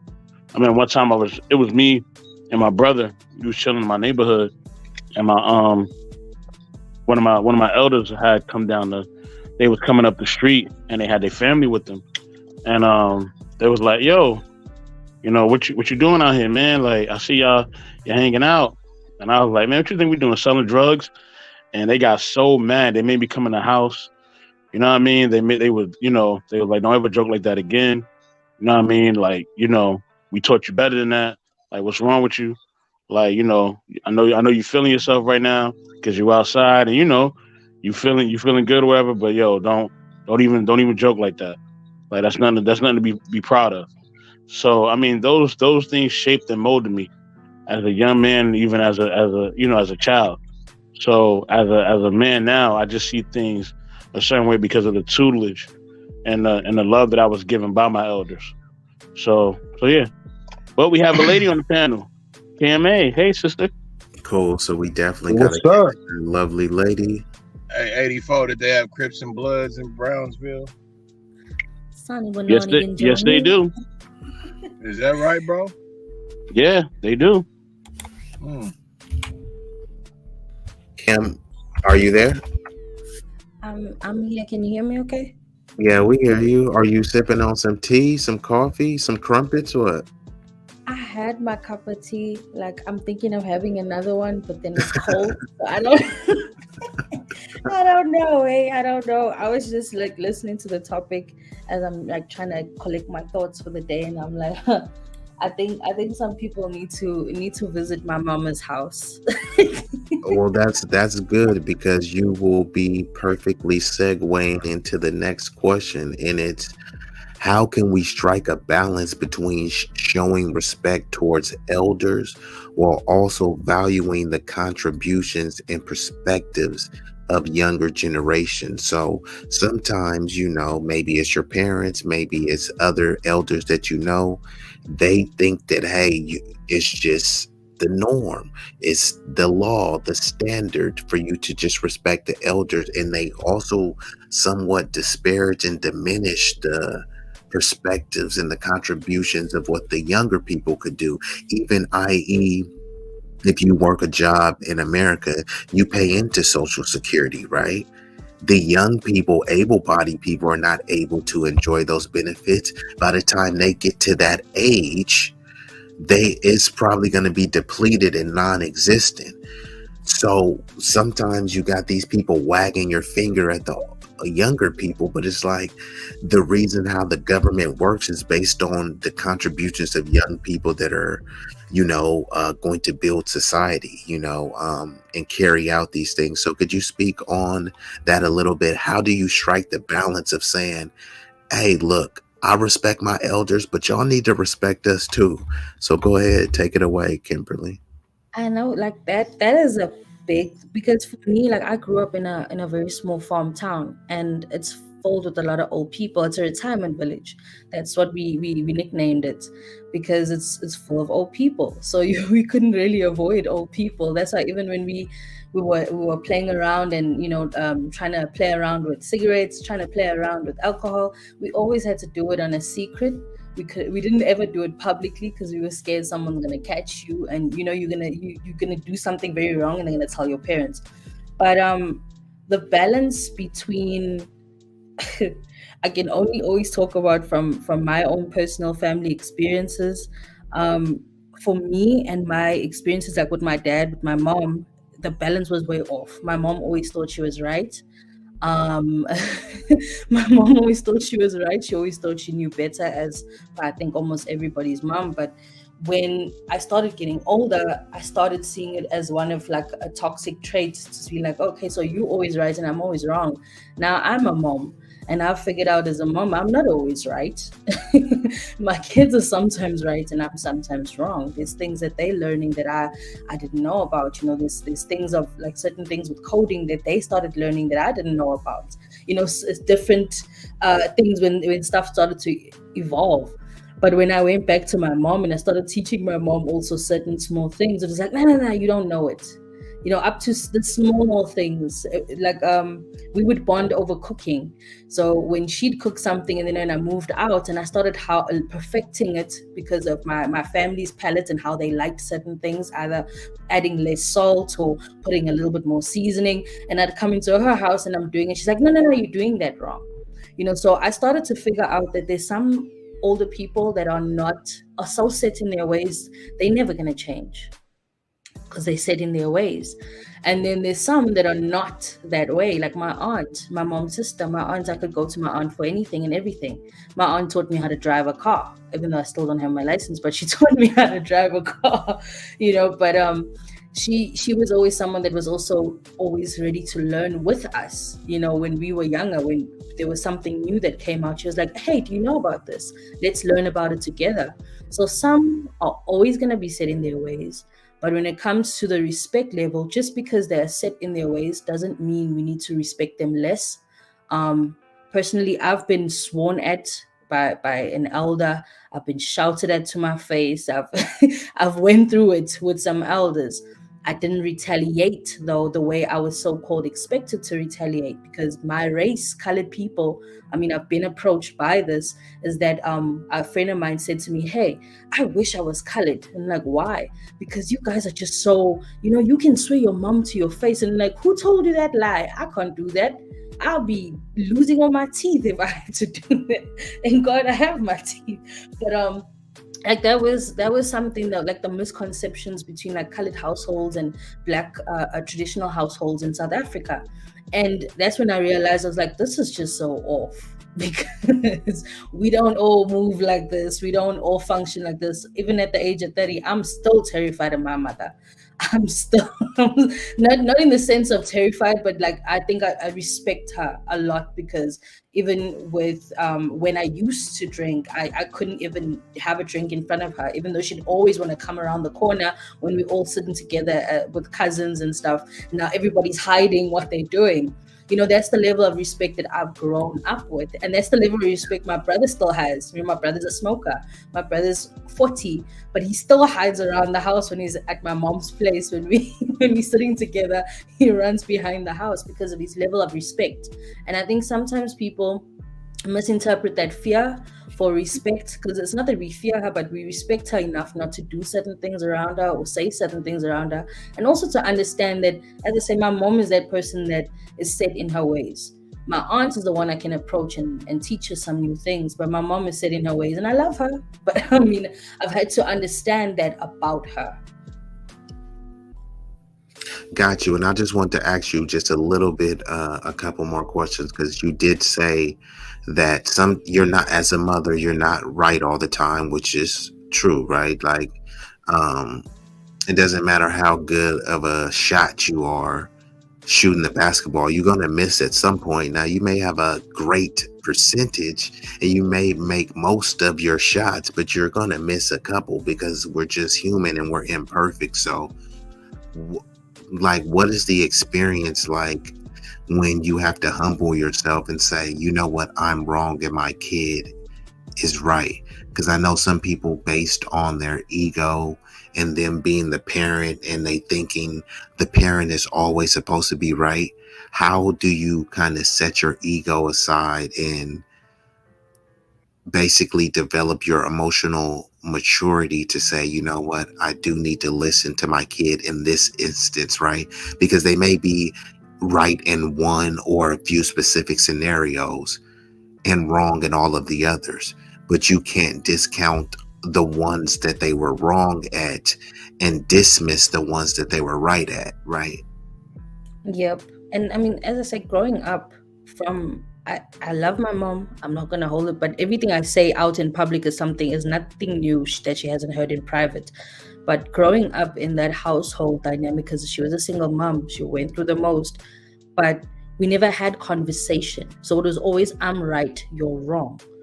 And I'm not mad at her for that, because that's just how she was raised by her grandmother. So she just went and followed the footsteps of her grandmother. I'm right, you're wrong. So when it came to with my kids, and my kids started teaching me things, because I had my youngest when I was quite young.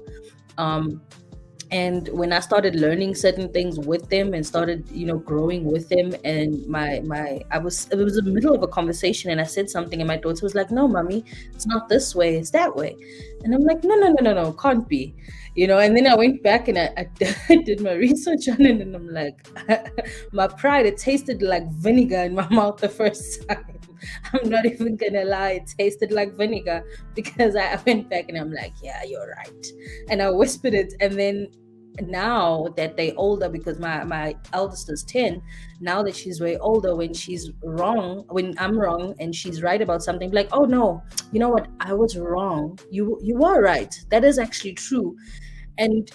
But there was something that I needed to also teach them, between me also notifying and coming to that understanding that I'm wrong about certain things. I also had to teach them how to be humble when an elder is wrong, because sometimes we get puffed up with pride and be like, yeah, they you think now you know everything. And so there was the next lesson now, after me admitting my wrongs and being like, okay, yeah, I gotta admit when I'm wrong, because I never wanted to be like my mom, and I never wanted to be like my dad. But that's also just like a topic for another day. But that was the main foundation behind my mental evolution. I want to put it that way, not staying the same way. But when my daughter started realizing that mom can actually start admitting when she's wrong, and she can actually, she doesn't pass the buck, and she just sticks with it and can say, I'm sorry. then it was like, oh yeah, I'm right and she's wrong. I know this and she don't know this, and then I had to start teaching him like, when you know something that somebody else doesn't know, you also got to be humble about it. Your approach got to be good. Just because when you come to me, I'm chilled about it. I'm quick to pick it up. I learn with you, you teach it to me, and we move on. But at the same time, what if there's somebody else as they get older that they try to correct the same way they corrected me, and that person's not going to receive it that way? So with parenting and trying to teach your kids to unlearn certain things that you were taught growing up, because even with this whole topic of elders, I don't even feel like an elder should even ask for respect. The respect just should be there. It's just there. It should just be there. That is how we were raised. As I said, there was a lot of things we couldn't do. But when it came to taking the correction, I take correction all the time. But when it comes from my husband, it still tastes like vinegar and salt. It's horrible.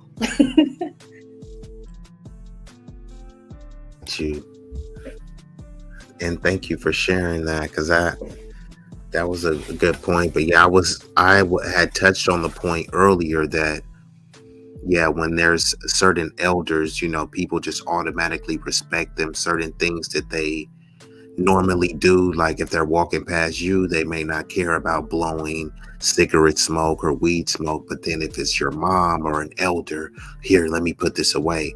Not because they're super fearful that, some sort of punishment or retribution is going to be so sad, but it's just a certain level of respect that it does kind of promote some level of fear or paranoia or hysteria, to say the least. But it looks like M3, did you want to say something before you have to step out? Yeah. Since my phone is draining, the streamer is taking a lot of power out of it. KMA, I definitely like what you said. There should be I'll say a few things that should be an unspoken rule or etiquette.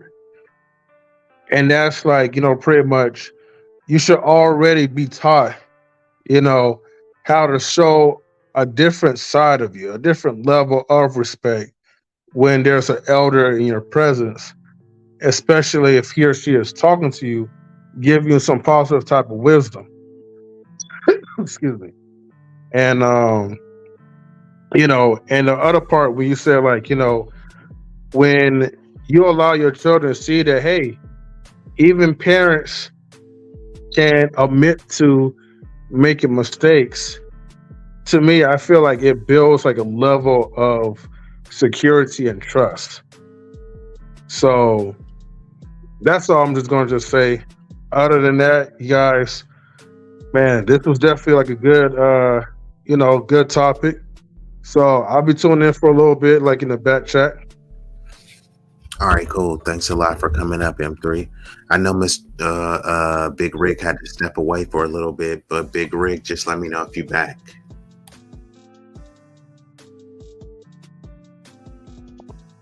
I just want to say real quick, B-Eazy, if you felt like I disrespected you in any way by trying to, I guess, step in and make the situation be, I guess, absolved or, be rectified, I do apologize for that.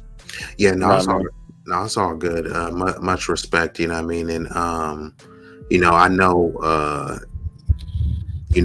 that I think it was just at the heat of the moment, it was just the energy was heightened, you know what I'm saying? When you come from a certain background and you're used to saying things, doing things a certain type of way, it's kind of hard to shut certain things off. But I actually respect and appreciate you stepping in for that. So I'm actually glad that you did that, because there has to be some level of standards and decorum that we may not always agree with, and then you may not even agree with in the moment, right?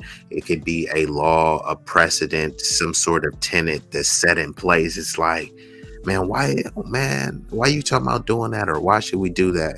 And then it might make sense. It doesn't mean that you adhere to everyone, but the fact that someone is willing to do that, it means that, you and other people that have that sentiment care about basically the direction of things going.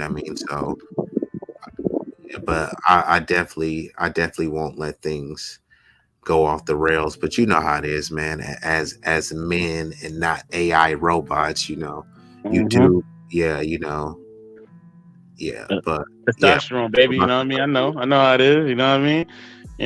But so yeah, definitely, man. I just wanted to say that, man, and thank you for giving me that love and that grace. I appreciate it. What I mean? But KMA, she ain't got no respect with that profile picture, man. She kind of gangstered up with that profile picture. I don't know what was going on that day, but she's a stupid gangster on that day. I don't know what's going on. She got the all black.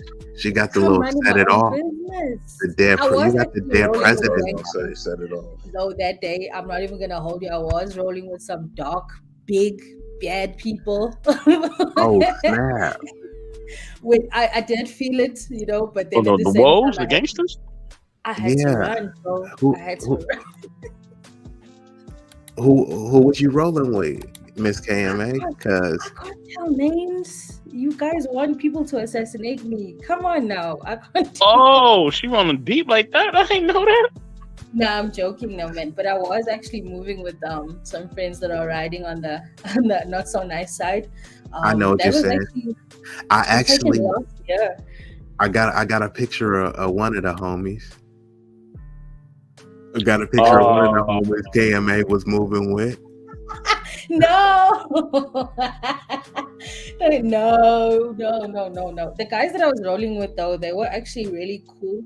It was actually business because I used to be involved in what is this stuff? Just like consulting artists, and teaching them how to invest their money and all those other things. So I was helping some friends out, that still good a friend of mine. So I was out there with them, and that's when I took this picture, surrounded by a lot of things that I was not supposed to be surrounded by.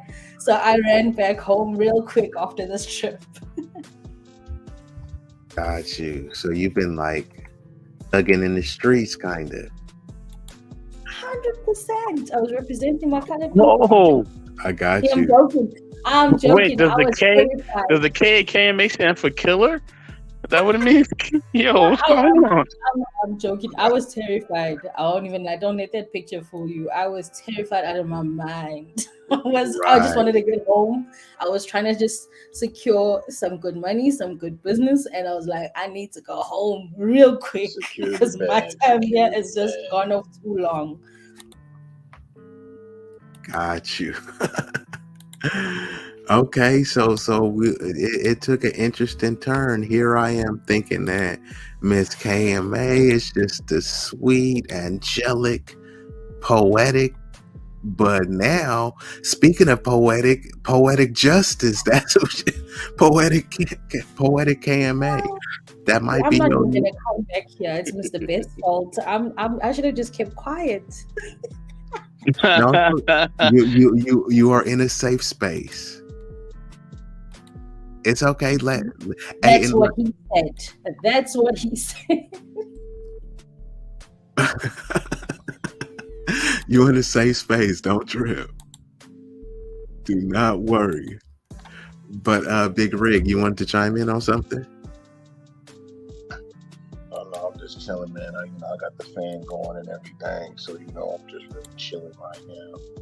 Oh, he on lounge mode. Okay, I got you.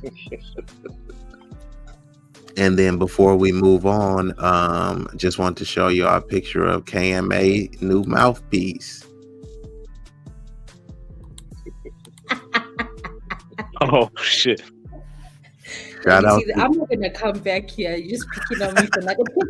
I'm gonna throw this card. Pick on the person from Africa. Pick on us. It's cool. No, we love our African brethren and sisters, most definitely. It's all love. But let me go on to the next topic real quick. Oh, actually, I want to ask Big Rig, like, how could we strike that balance, or even KMA? Because I know that we were talking, but how actually do we strike the balance? Because many times people are not in the positions, even around elders, to be able to bestow knowledge onto them, you know, to explain to the value of the generations. Most people are the elders that they're only around are their parents and people in their family, and then they see elders on the street and then they don't really always respect them. If you're on public transportation, is everybody gonna give up their seat for an elder person? I mean, do you even think the majority? We know everyone is not, but do you think the majority is? So when we saying how could we strike a balance, I think that's one of the things. Like certain instances, hey, you know, you see them and they need help crossing the street, do something like that, give up your seat. And we can get into the discussion, is it fair? Why should I give it up? Hey, well, you know, if you see a pregnant lady, hey, that's not my kid, where's her baby daddy? But it's like, dude, you can give up the seat, you know what I mean? You know, you see an old dude and you think that he might be, you know, grew up in the Jim Crow era. I mean, you got to make that call, like, man. So I'm just saying there are certain things that we can kind of strike the balance. I don't know how effective it will be, but it's effective. It's better than doing nothing, right? So when some people think like, man, I've only helped 5-10 people. Well, that's better than you helping 0 people, right? 5 seems like a lot compared to 0. 10, 20 seems like a lot compared to 0. So, Kimberly, outside of like your family members, and I know you talked about the retirement town, what are the interactions like with the elders as to where a balance could be struck so that we can understand how we need to both accept information? They need to accept information from us, and we need to process and soak up as much information from them. So like, should we be doing like more events, town halls, having more like parties? Because, you know, if you have a party, you're going to invite people your age. You ain't going to invite the elders. So go ahead, take it away, Kimberly. I mean, coming down to their level, not a lot of people want to humble themselves and break it down and just be simple about things. Sometimes people just think that life is just so deep. It's not that deep. It's not that deep. Respect and going down to the level of the elders and just like trying to teach them some things or learn some things from them, it's not even that deep. It's one-on-one time. That's what I feel plays a big role, because for me, on the poetry side, like we got a foundation, and I always bring it up because we always involved in youth projects as well as we always involved with the elders, because in order for us to even secure that space from my friend's grandfather, he was about, I think, 90 something years old. Around about 90 something years old when we got the space, and he made it difficult for us. You know, he made it really difficult for us because he was like, okay, what do these young people want to do with the space? They're just going to come trash the space. They're going to come and just do a whole lot of nonsense in the space. You know, they're not going to know how to pay the light bill or fix it up because it needed fixing up and all that stuff. But because of our perseverance of saying, hey, we want to be the change in the community, we want to use our art forms and, you know, what we are doing to open up the door for many other young African people. And so we continuously use the space, and he kicked us out again. And he's like, okay, you guys are going to use it on a temporary basis. And then he saw over some couple of months, he got to see that we were serious about what we wanted to do. He got to see that, you know what, these are young creators that are taking their crafts serious and that are taking the mission of imparting into the youth serious. So we had to show in our actions to that specific elder in order for him to give us the space, which is the Kula Morlin Foundation. And then after that, it was like, okay, it opened the door for him to speak about what we were doing. You see, so the moment I felt like you can influence just one person in the right way, you can influence a whole lot of people, because old people talk. as you said, like we can have a party and we can just throw down and close off the streets and go on into the, okay, I can't go on to the early morning hours. I can't even make it till 1, probably be fast asleep by then, but we could probably try and do that, you know, but excuse me, but older people, they're not for that life. You know, they want quiet, they want more simple. They learning and talking about maybe crocheting or knitting or pottery or gardening, you know. So it's important to also have simple hobbies. And I know some people might be like, oh no, I can't have a hobby. For me, I had to have a hobby. One of my hobbies is gardening, you know, and gardening opened up the door for me to get into conversation with a lot of other older people. You know, I have more conversations now with my mom because of gardening. You know, what's in season? What do we talk about when this? Oh, yes, it's oranges and it's lemons. And then we end up having a whole conversation about that. And then it opens up the door for other conversation. So that's what I had to realize. And the same goes for other older people that we interact with out in the same area, opening our doors to them and saying, okay, now we've opened up our art space. What else can we produce in the art space? How much can we give back to the community? Yes, we show them we can throw down when it comes to poetry, rap, singing, playing the trumpet, opera, all these awesome things. But what else can we do to give back? So we started a clothes drive through where we were all just putting clothes together and we were standing outside and be like, hey guys, we got free clothes, and we're just giving it away. So the elders got to see more that we were serious about what we were doing. So we made ourselves also more approachable to listening to what they had to say, as well as us telling them our plans and infusing some kind of like collaboration between the elders and the youth. Like now we're getting ready to actually do some documentaries and tell some of the stories of the old people that were around during apartheid. What was their personal experiences during the apartheid government, you know, during the apartheid regime? How did they, you know, change with the new Africa? What did the new Africa do for them? The new South African government do for them? And, you know, all that nice stuff. Because if we didn't come down and humble ourselves and get involved in these community projects, they would never take us serious. I felt like, even for me, when I came into Johannesburg and I came into that space, when I came in because of how I look, when I came in because of how I look, I feel like a lot of people were like, yo, what is this colored girl doing here? Because there's not a lot of people that look like me in Alexandra. You know, it's very a Black-dominated community. But then when they saw my face all the time, and they saw my face every weekend, they saw my face at events, they heard my poetry, and I was performing when the lights went out. We had load shedding, that's where the power goes out, and we were performing via candlelight. We there throwing it down, no mic, the space is packed, there's no chairs, we're sitting on crates, you know, beer crates, alcohol crates, and we were throwing down and enjoying poetry, and then we got to go warm up at the bonfire. And those experiences opened up the door, because after we were done performing and we're going to warm up at the bonfire, and they had a interval, and then I had some elders come up to me like, oh, I like what you're saying, you know, because I spit a lot about Africa and African struggle. So when they came up to me and said that, I was like, oh, that also opens up another door. You know, so the moment we start humbling ourselves and actually speaking and saying things that are worth listening to, that's when the elders will also start taking us seriously and start actually taking in, I guess, what we're saying. I know I said a lot, but yeah. No, you said a lot. That was great.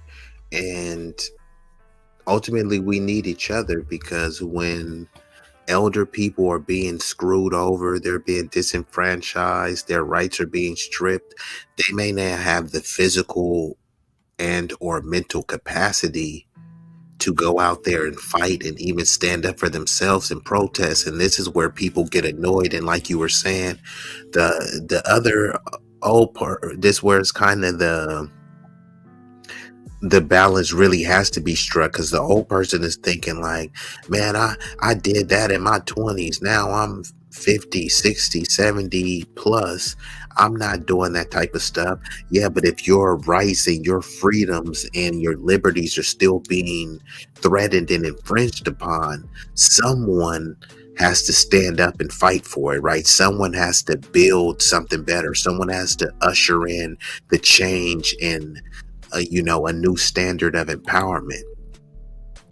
So you can't demonize the people that are going to potentially do that and then ask at the same time for them to respect you. These are going to be the bodies that are being laid out in the streets, the blood, sweat, and tears that will be sacrificed for something that they may not even be enjoy. So the balance could be struck when these elders could say, look, hey, I may not be protesting, but man, let me see if some of these young people need some guidance, or, how could I help out their campaign and their protest? If they're just frustrated, what could I do to tell them a better way? What could I do to say, hey, it's a bunch of kids protesting in the street. These people are physically capable, intellectually active. What could we do to build a community? Sometimes people try to cop out and say, oh, we can't save a community. You're right. You can't save a community. You can save individuals and families that are part of a community, and you can build a community. When you say that, now you can't weasel out of it. It's up to governments and institutions like that to save communities and save countries. But in terms of building a community, in terms of maintaining a community, now that's up to the people. You know what I mean? And I'm talking about something ground up, not something that's already a burning building. It's not up to you to save a burning building. It's up to the fire department to save that. But you could build a new house with a plot of land next to it. And you're going to need people that's like this. You can take game from the people that's 80 years old, but the 80 years old person is not going to help you lay some brick. He can tell you some useful tips that will help you expedite the process. You use his brain power, his or hers, and they use your man or person power. That's how it's supposed to be. I got a quick question, because I got like 10 minutes, but yeah, my question is like, okay, and I think we did have this before in our community, because you're talking about like building a community. Like at one point I felt like we did have like a universal community of us who are, I would say just who are you can say African, indigenous, however you want to say it, right? But black, however you want to say it. But we did have a universal community. You know what I'm saying? But I feel like nowadays we've gotten away from that. And basically my question is, how do we rebuild that? I think Kimberly will have a lot to say on this, a lot of valuable information, and that was a great question. I think it starts, and I'm just only going to give a few pieces because, right now we're all adding pieces, dropping our pieces of the puzzle to ultimately create the final puzzle. You know what I mean? So I think everyone has several puzzle pieces to contribute, and one of the puzzle pieces is focusing on the youth. Now, the saying, you can't teach an old dog new tricks. Some people could find that offensive, controversial, inaccurate, but for the most part it kind of is true. It's not absolute, but for the most part it is. So when you're thinking of it like that, more energy, efforts, resources should be expended on coaching, guiding, mentoring, the youth and the misinformed that are willing and open to change. The other ones that don't think that they need to change, it's really not our job to try to convince them or persuade them otherwise if they don't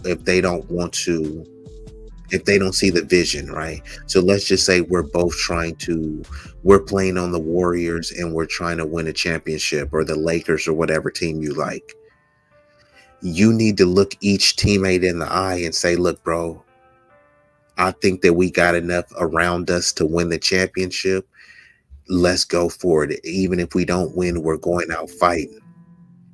If you see some people saying, man, we ain't gonna win, bro, we ain't gonna beat them, like, what's the point of even trying? Would you really want to go to war, go to battle with that person?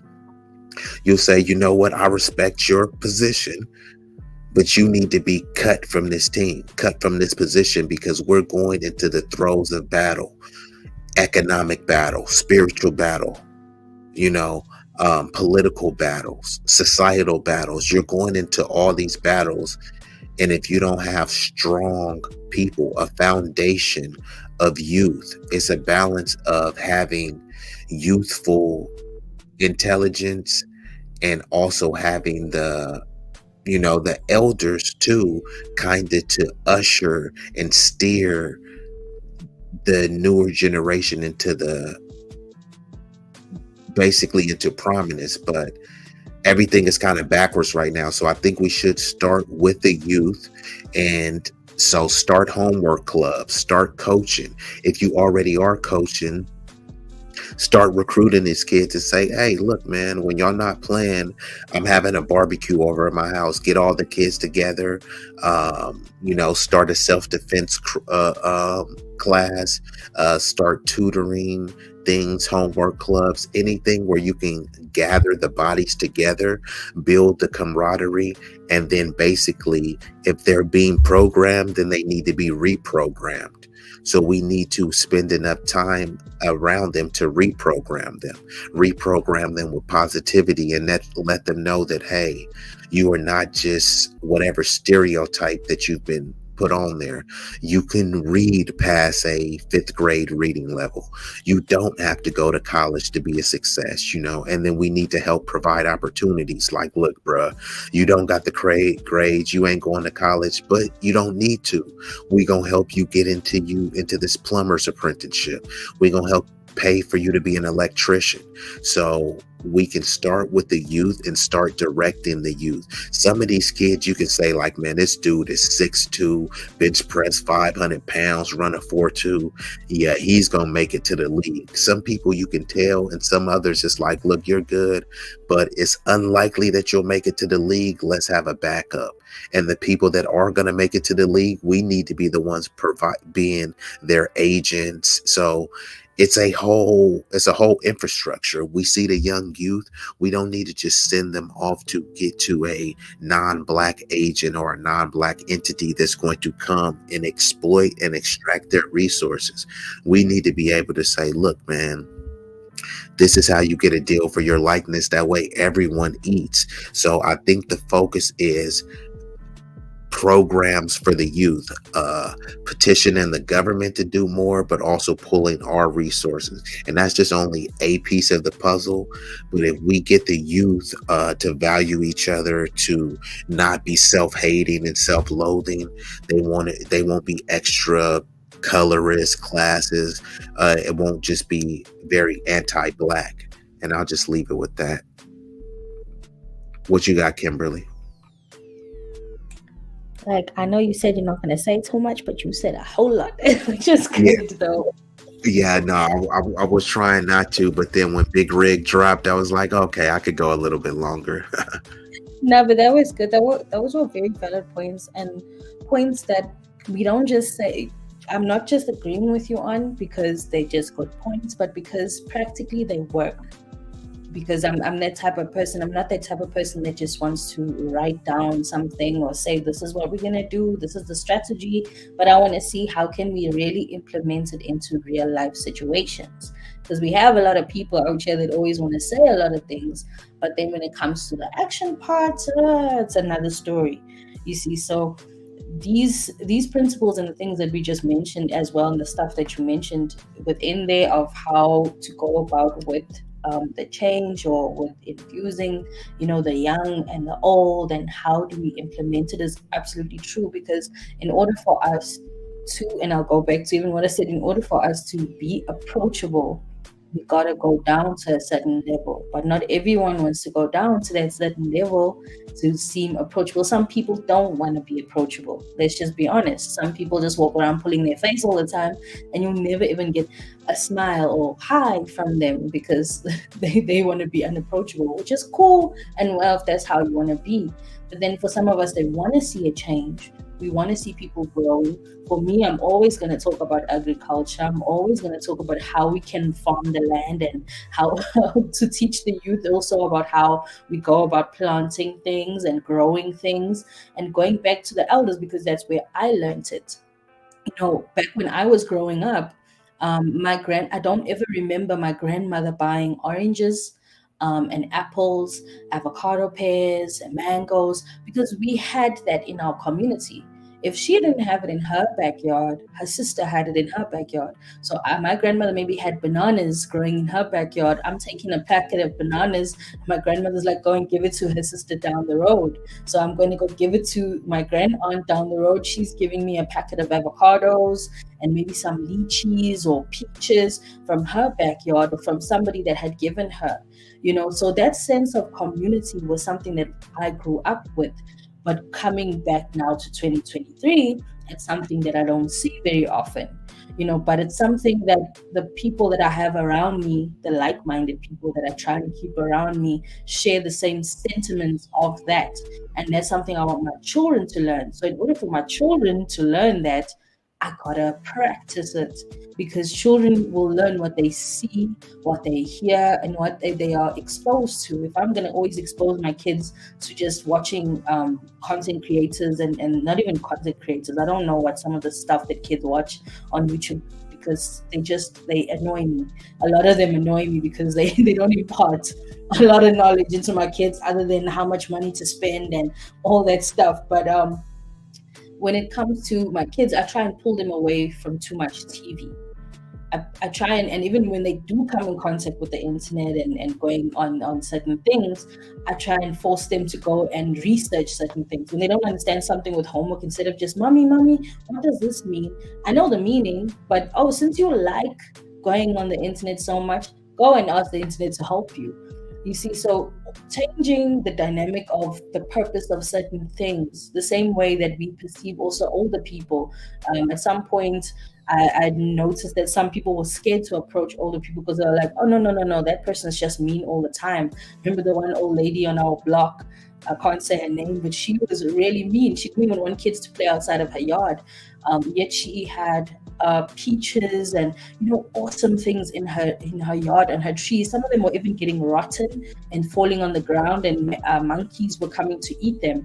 But that was just because of her character.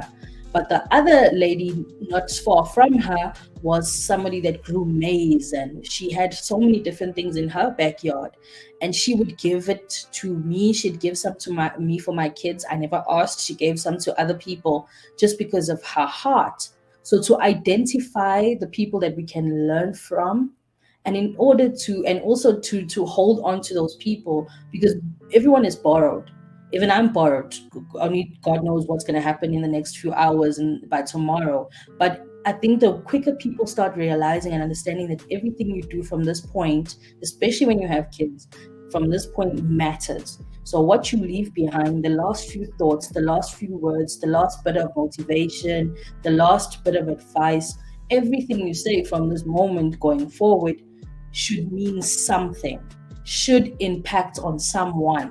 And that for me, when I started getting into doing things with the community and the elders and finding how to use the old ways in a new way, I started understanding that more so than ever, because the young people, some of them don't even know a lot of the things that the elders had to do. Some of them can't even survive if there's no electricity. Whereas there's someone like myself, if the lights go out, I'm good. I know how to make a fire. I got food in the fridge. I know how to make that chicken into some roasted chicken on the fire. I can make some rice on the fire. I know how to protect my beautiful pink pots. I know how to protect them from that heat of the fire and all that stuff. But a lot of young people don't know that when the lights go off, they go off. When the internet goes off, they go off. So I think in order also for us to start seeing more of a change of the infusing elders and youth and learning from both sides, we got to find a way also of teaching the youth that you can survive without certain things, but you got to also learn how to adapt. I feel like a lot of the young people don't know how to adapt. They break down when certain things go wrong. in a lot of aspects of their day-to-day lives. When they don't have maybe an X amount of money, they just break down. When they don't have a relationship goes wrong, they break down. In our day, you didn't have a choice but to just keep moving. You just had to keep pushing. Okay, this is going wrong, that's going wrong. I don't have money for this, but I got food in the fridge, so I can make a meal. So I think there's the whole infusing the old to the new and finding some form of balance between the two is highly, highly imperative. Yeah, no, thanks. And Mr. Best, did you want to chime in? Yes, sir. I just want to say, man, connecting with both of you have been a blessing. I want to say that, number one. Connecting with you, B-Eazy, brother, definitely been a blessing. Connecting with KMA has been a blessing, and I'm so encouraged by just me being able to have the opportunity to connect with so many people in a social media space that actually are like-minded and actually are positive. I think that's a big thing. You know what I'm saying? Hold on, let me set this up, Mr. Best, because the way you said that and the way KMA ended her statement, because I agree. I have a lot of love for both of y'all and the people that I'm closely linked and associated with. But what she was talking about was a garden, right? I may not have avocados, but I walked down the Kimberly house and she got the avocados. She may need strawberries and blueberries that she don't got, but she don't got a trip because I got them. I may need some mechanic work, but I don't have a mechanic, but Mr. Best is the mechanic.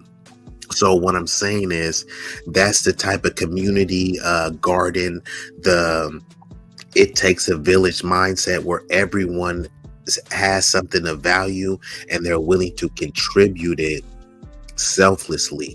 Now, when we're talking about building a certain, contingent or conglomerate of people, it's pretty much like an intellectual or a garden of sophistication, because if you think about it metaphorically in terms of, hey, I may not have an avocado, so I need to get it from Kimberly, and I'm talking about intellectually, and that avocado could be some information pertaining to something in South Africa, pertaining to certain customs, certain recipes and traditions.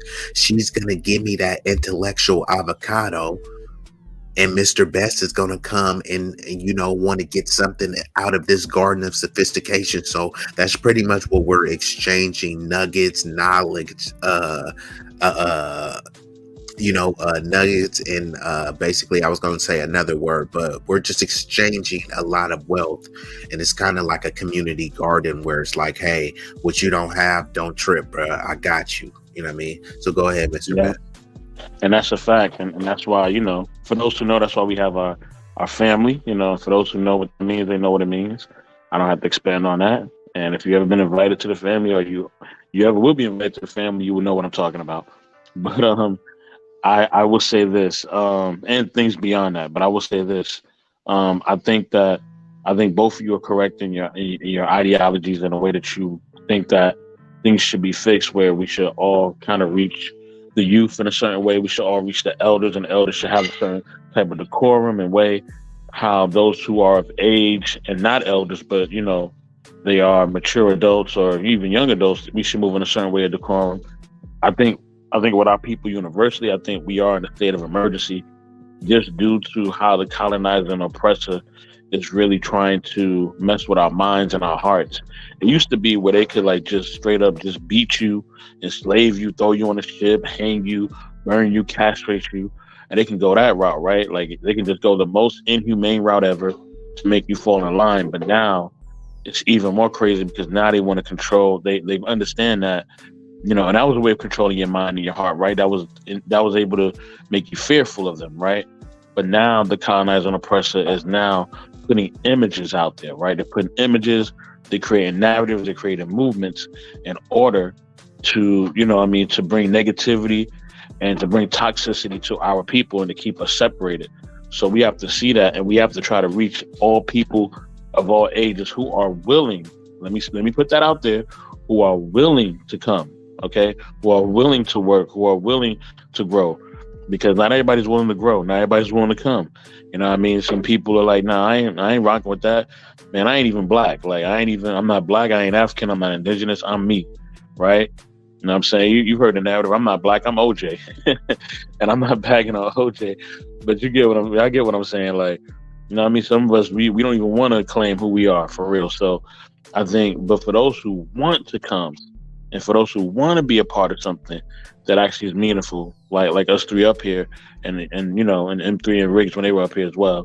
For those who want to come, that is the people that we need to gravitate towards. That is the people that we need to be around. You know what I'm saying? You know, those are the people that we need to facilitate and garner a certain amount of respect for. And yeah, I know Ruthless Truth is up here too, so hopefully Ruthless Truth will want to come too. But you know what I'm saying? Like, those are the people that you know, people of all natures and ilks and ages. We need to try to reach everybody so that we can all have a community, and we can all, like you said, share information, share knowledge, share food, share health tips, whatever, because our people universally are in a state of emergency, and we need help from all factors. And the biggest thing is it starting within our communities, within our households, and, you know, educating ourselves about each other. I have this list that I think I still have it somewhere. But me, you know, and maybe y'all go through this too. Salute the Creative Solutions. And hopefully I'm not the only one. But y'all ever research so much stuff that y'all be forgetting the stuff y'all research? Like, yo, you just go on like this whole research tangent, and like you start looking up stuff, and you like, I know I looked that up and I put it somewhere, but I forgot where I put it. Like, I screenshot this, I got this information, I knew what it was, and then the bad part about it is if you lose the information completely, and now you don't know where it's at, and now you try to look it up again and you can't find it. That is the worst. So if anybody's ever been through that, Kame, I heard you say something real quick. So I'm gonna let you build on that and be with you as well. But if y'all ever been through that, definitely share your experiences, because I definitely go through that a lot. Yo, that's me all the time. I'll be lying if I say that's me all the time, because, and I think I've mentioned that to you, I think in private, like because of the stuff that I've written about, I'm always writing about history. I went and I dived into some of those things. So it takes me some time. Like, I gotta start. I always call the brain a computer. We used to do that when my eldest daughter was small. When she'd get up before she starts getting naughty or into things, like she just get up and she start looking around for a little bit. And we used to always be like, the computer's starting, you know. So that's what I call it for me. I'm like, okay, my computer is just it's starting. Like, it backed up this information somewhere. I'm just trying to find out where I filed it, you know. So it's the same with me when I got to think about certain things. I'm like, I know this, you know. Especially when someone was talking about the Jarawa tribe, which is an African tribe that's out there in India, on a little island out of India, and they to preserve how their way of life and all that stuff. They still dress with the skins and, you know, all that stuff. But obviously also their little safe haven was found, and there are people that went to try and tell them this is not the way of life and blah, blah, blah. But not a lot of people know about them, you know. And I used just a mention of them in a piece. And when I went deep into imagine I only used them in a stanza, but when I went to go and learn about them, I went to go and learn days. It was like days worth of information, just trying to collect, okay, what is this? Who are these people? Where do they come from? Yup. Where do they come from? What do they look like? Why are they so important? And like, oh, okay, snap. So when a white dude did come through and he found the Jarawa woman to be so attractive, they ended up, you know, getting entangled, and then there was a baby. What happened to the baby? The baby looked like me, I guess, and was assassinated. The baby didn't see life. The baby was killed by a tribesman, not because he wanted to, because he was influenced by the person that came to colonize, the person that came to just investigate and try and take over. You know, he was like, okay, no, don't worry. This person, imagine what's this gonna, like, I started imagining what the conversation would have been like, you know, like, imagine what kind of a talk this would be. between you and your tribesmen. This is just an insult to your people. Because when I started researching it, and I was like, oh snap, you guys killed a whole baby just to cover up that you were mingling, had a whole entanglement, and you try to cover it up.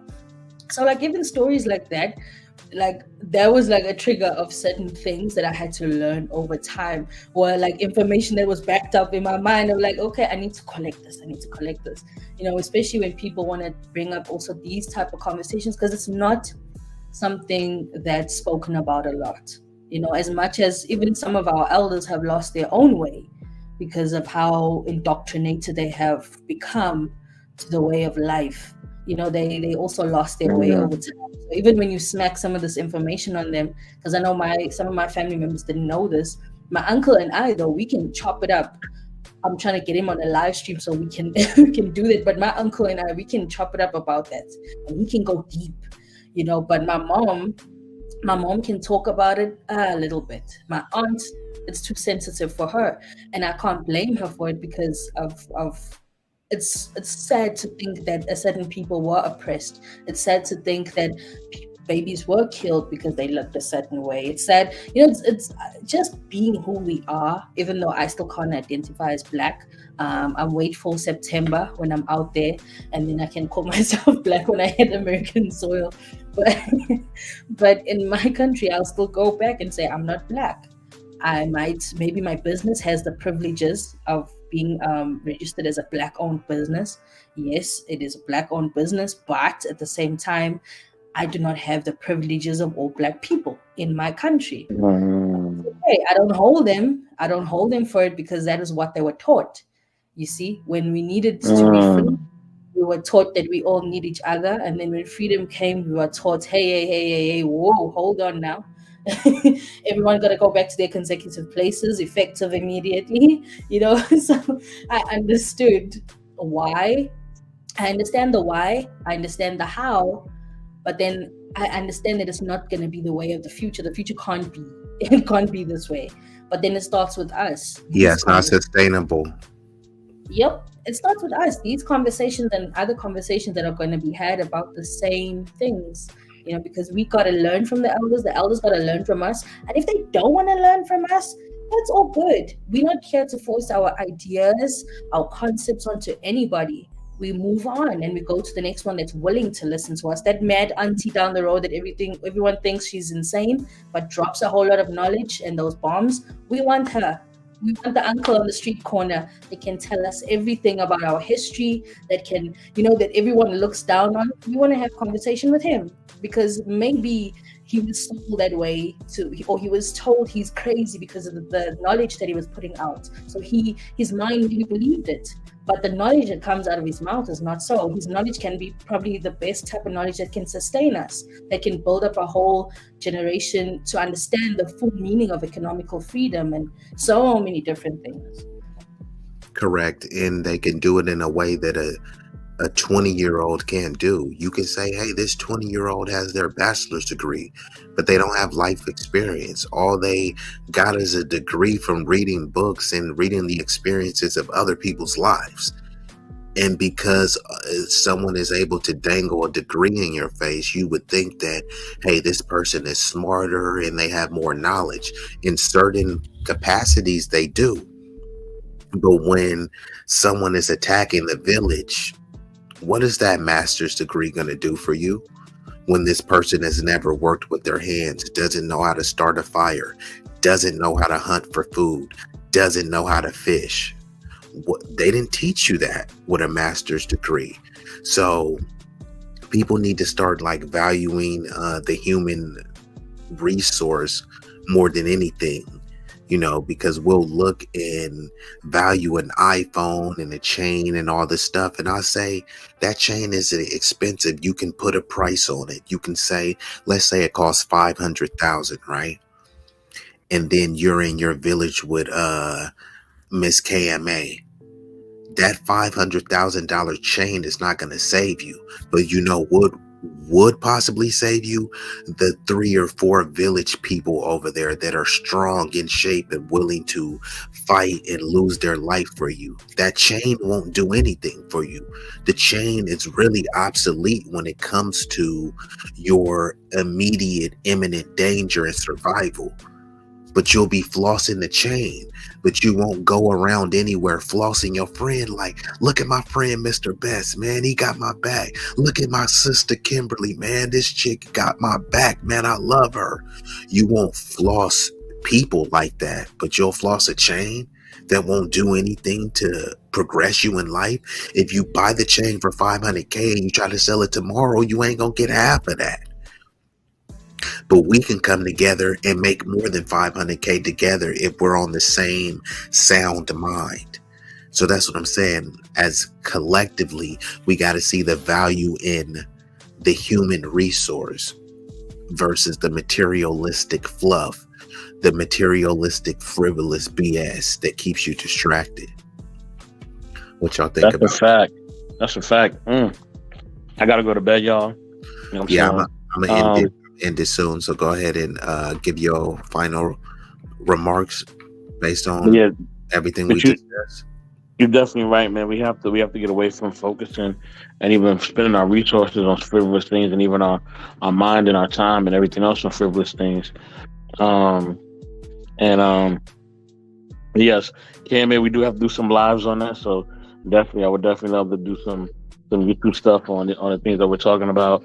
And if you have your uncle or whoever, bring them up. You know what I mean? That would be great.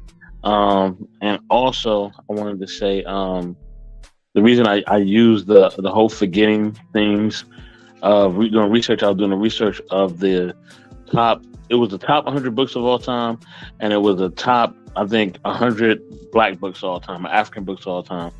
And I lost both things, but I'm going to find them. And I just want to say this in regards to just respecting your elders and respecting people in our community as a whole. You know, if you show respect, you show love, those things will come back to you. And never stop showing those things if people don't understand it. Just understand that some people are not worthy to receive your respect and love. If they're not worthy of it, then that doesn't mean you stop being who you are. That means you shift your focus to people who are and who do accept you, and for those who don't accept it, you let them be. And eventually, you know, they will, you know, through life, since life is the best teacher, life will show them the error of their ways. I definitely am a believer in that. And they will have to grow from their mistakes and grow from everything that they're going through. So salute to Kimberly KMA, salute to EazilyRigged, salute to Knowledge and Relationships and the whole team. You know what I mean? With that, I bid y'all good night. I'm out. Oh yeah, salute to you, B-Eazy, as well. Salute to you, brother. I'm out. Salute to Big Wigs. And Kimberly, I know you know, you've been on here for a while, but we definitely got to do some more streams like Mr. Best said, but we're going to go ahead and get ready to shut it down. So you can just give your closing remarks, or if you wanted to touch on anything, there's no time limit. You got the floor to speak on whatever you need to. And it was very refreshing having you come up. Thank you. Don't tell me now. I can talk. When it comes to these type of topics, I can talk all about that. Yeah, nah, me too. I'm just being respectful of your time. That's why we'll have to, you know, we'll set up in the back channel so we can do more going forward. But yeah, I'm a very talkative person as well, but I like to let other people talk because I'm soaking up game, processing information. So yeah, you know, every time I hear you talk, especially you're giving a perspective from a particular part of the planet that is unforeseen to me, you know, so you can deliver a certain level of analysis that I can only speculate upon, you know what I mean? So I'm always soaking information from you, you know, everywhere I go, I teach people and I'm being taught by people. Yeah, that's a good attitude and mentality to look at things, you know. But I also need to get some work done. I don't know if I'm gonna be able to, but I need to get some work done because it's about 10 a.m. on my side. But you know, knowledge without wisdom and knowledge without a deep understanding is nothing. And I think you did mention that is going to school is not just enough. I went to school and I studied to be a daycare teacher, a kindergarten teacher, and as well as how to work with gifted children. So I got certificates in gifted child education. I did it, yes, for 10 years, but it's not things that I talk about all the time. The things that I didn't study, when I just went to go get knowledge on, and had to go and do my own sideline research on, are the things that we always end up talking about. And that is something I always highlight. Yes, it's good to go and actually try and study something if you wanted to, but when it comes to certain things and how to build an entire nation and a generation and trying to change mindsets of people as well as your own, that's not something you're going to learn in a textbook. It's not something that you're going to learn overnight. It's going to take a lot of trying to fail. It's going to take a lot of emptying out your cup. I remember watching that in a movie. I think it was, I don't know what kind of movie. I think it was one of my favorite karate movies, emptying out your cup. But that was an important concept for me, because every time they emptied water in this boy's cup, his teacher would empty the water out, and the boy kept asking questions. And he's like, can you teach me how to do this? And can you teach me how to do that? And then his teacher kept pouring into his cup. And he's like, empty it out. And we're like, what? I want to drink some water. And he's like, nah, how can I teach you anything if your cup is already full? And I was like, oh, snap. It hit hard. So I was like, oh, that's cool. But a lot of people caught that one in that moment, because I was watching the movie with quite a bit of people, and I got up, I'm like, oh yeah, and then I was like, okay, Kim, you the weird one. But it's that's what it means sometimes to have a different kind of mindset to a lot of people around you.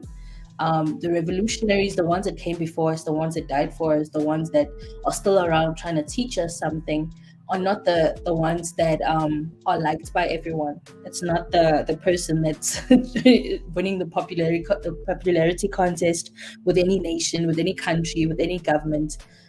It's the people that are always trying to bring enlightenment and opening up the eyes of the youth are never the popular people, but are the most needed people. So with conversations like this, I hope that those kind of people with those kind of mindsets can actually start raising up, because I know there's a whole tribe of us. There can't just be 5, 6 or 10 of us. I know there's a whole tribe of us.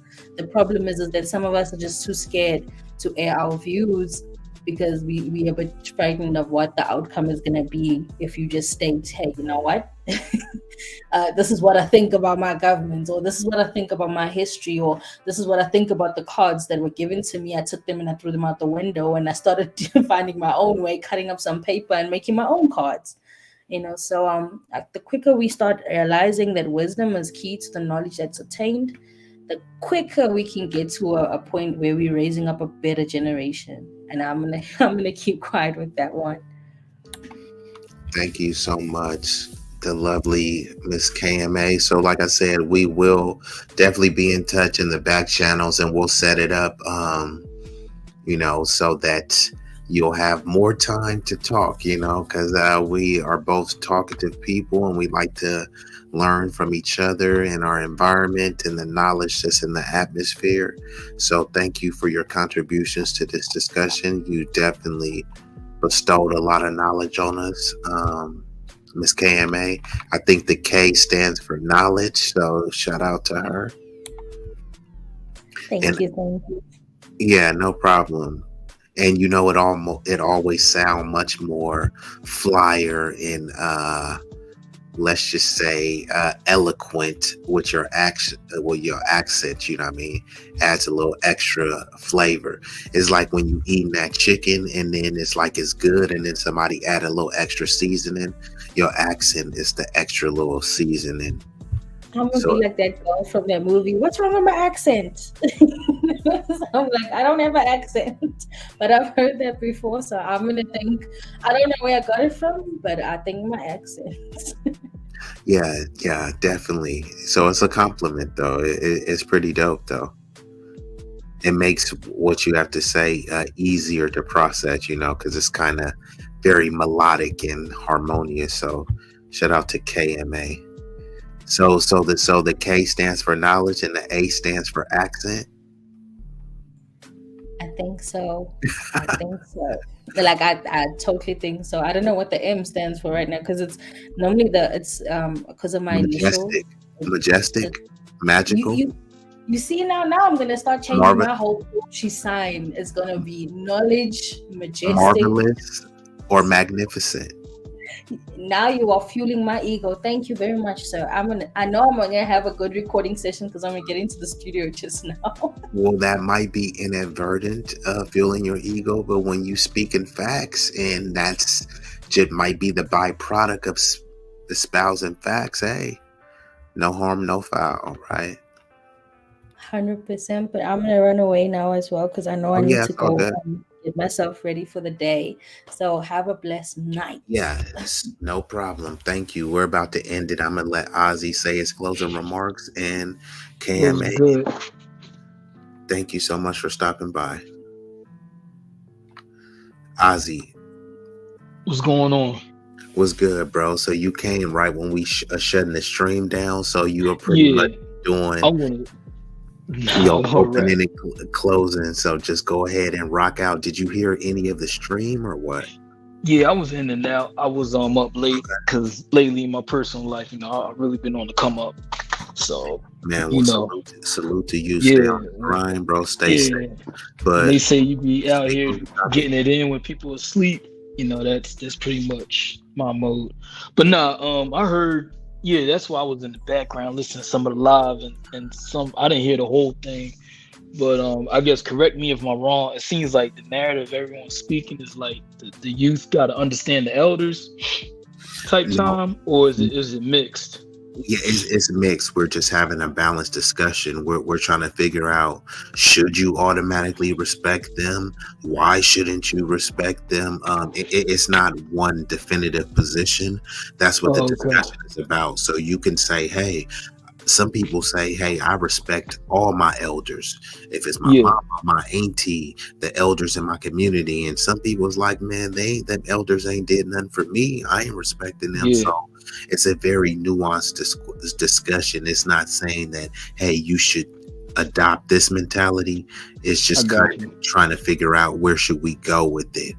Because some elders really do got some good game to give you, but you like, man, this person too old, man. Don't listen to them. Then sometimes it's some older person that think they know everything, but it's like, bruh, this ain't the 50s anymore, bruh. Yeah.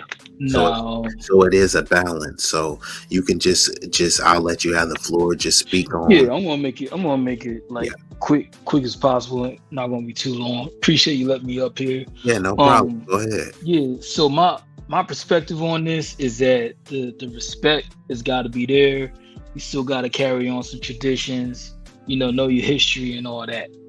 But of course, the other side got to be contrary. It's like they expect like a lot from the youth, and they say you're doing this wrong and that wrong. But the only thing is, like I don't know if everyone. Well, I don't know if you have children. Other people. Well, I think the other people on the panel got children.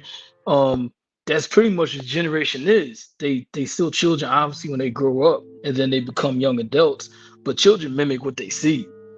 And the reason why, like when I was hearing some of the subject back and forth, I was just talking to my little cousin. He's going on to college. And I told him, I was like, yo, bro, like, I understand you. Like, I'm your big brother. Like, we set up this generation before you.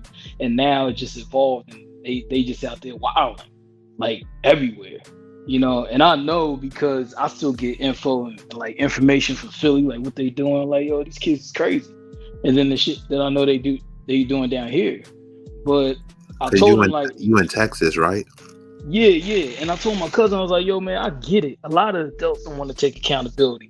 I'm sorry, we just have to. I don't care, because I'm a parent. I don't care how much your child fucks up 77 times, whatever you believe in, like the Quran or the Bible, there's always forgiveness. Like, you just got to forgive, and just, you gotta, a lot of them have to understand, like, these youth, they sometimes are lost, but sometimes they're correct.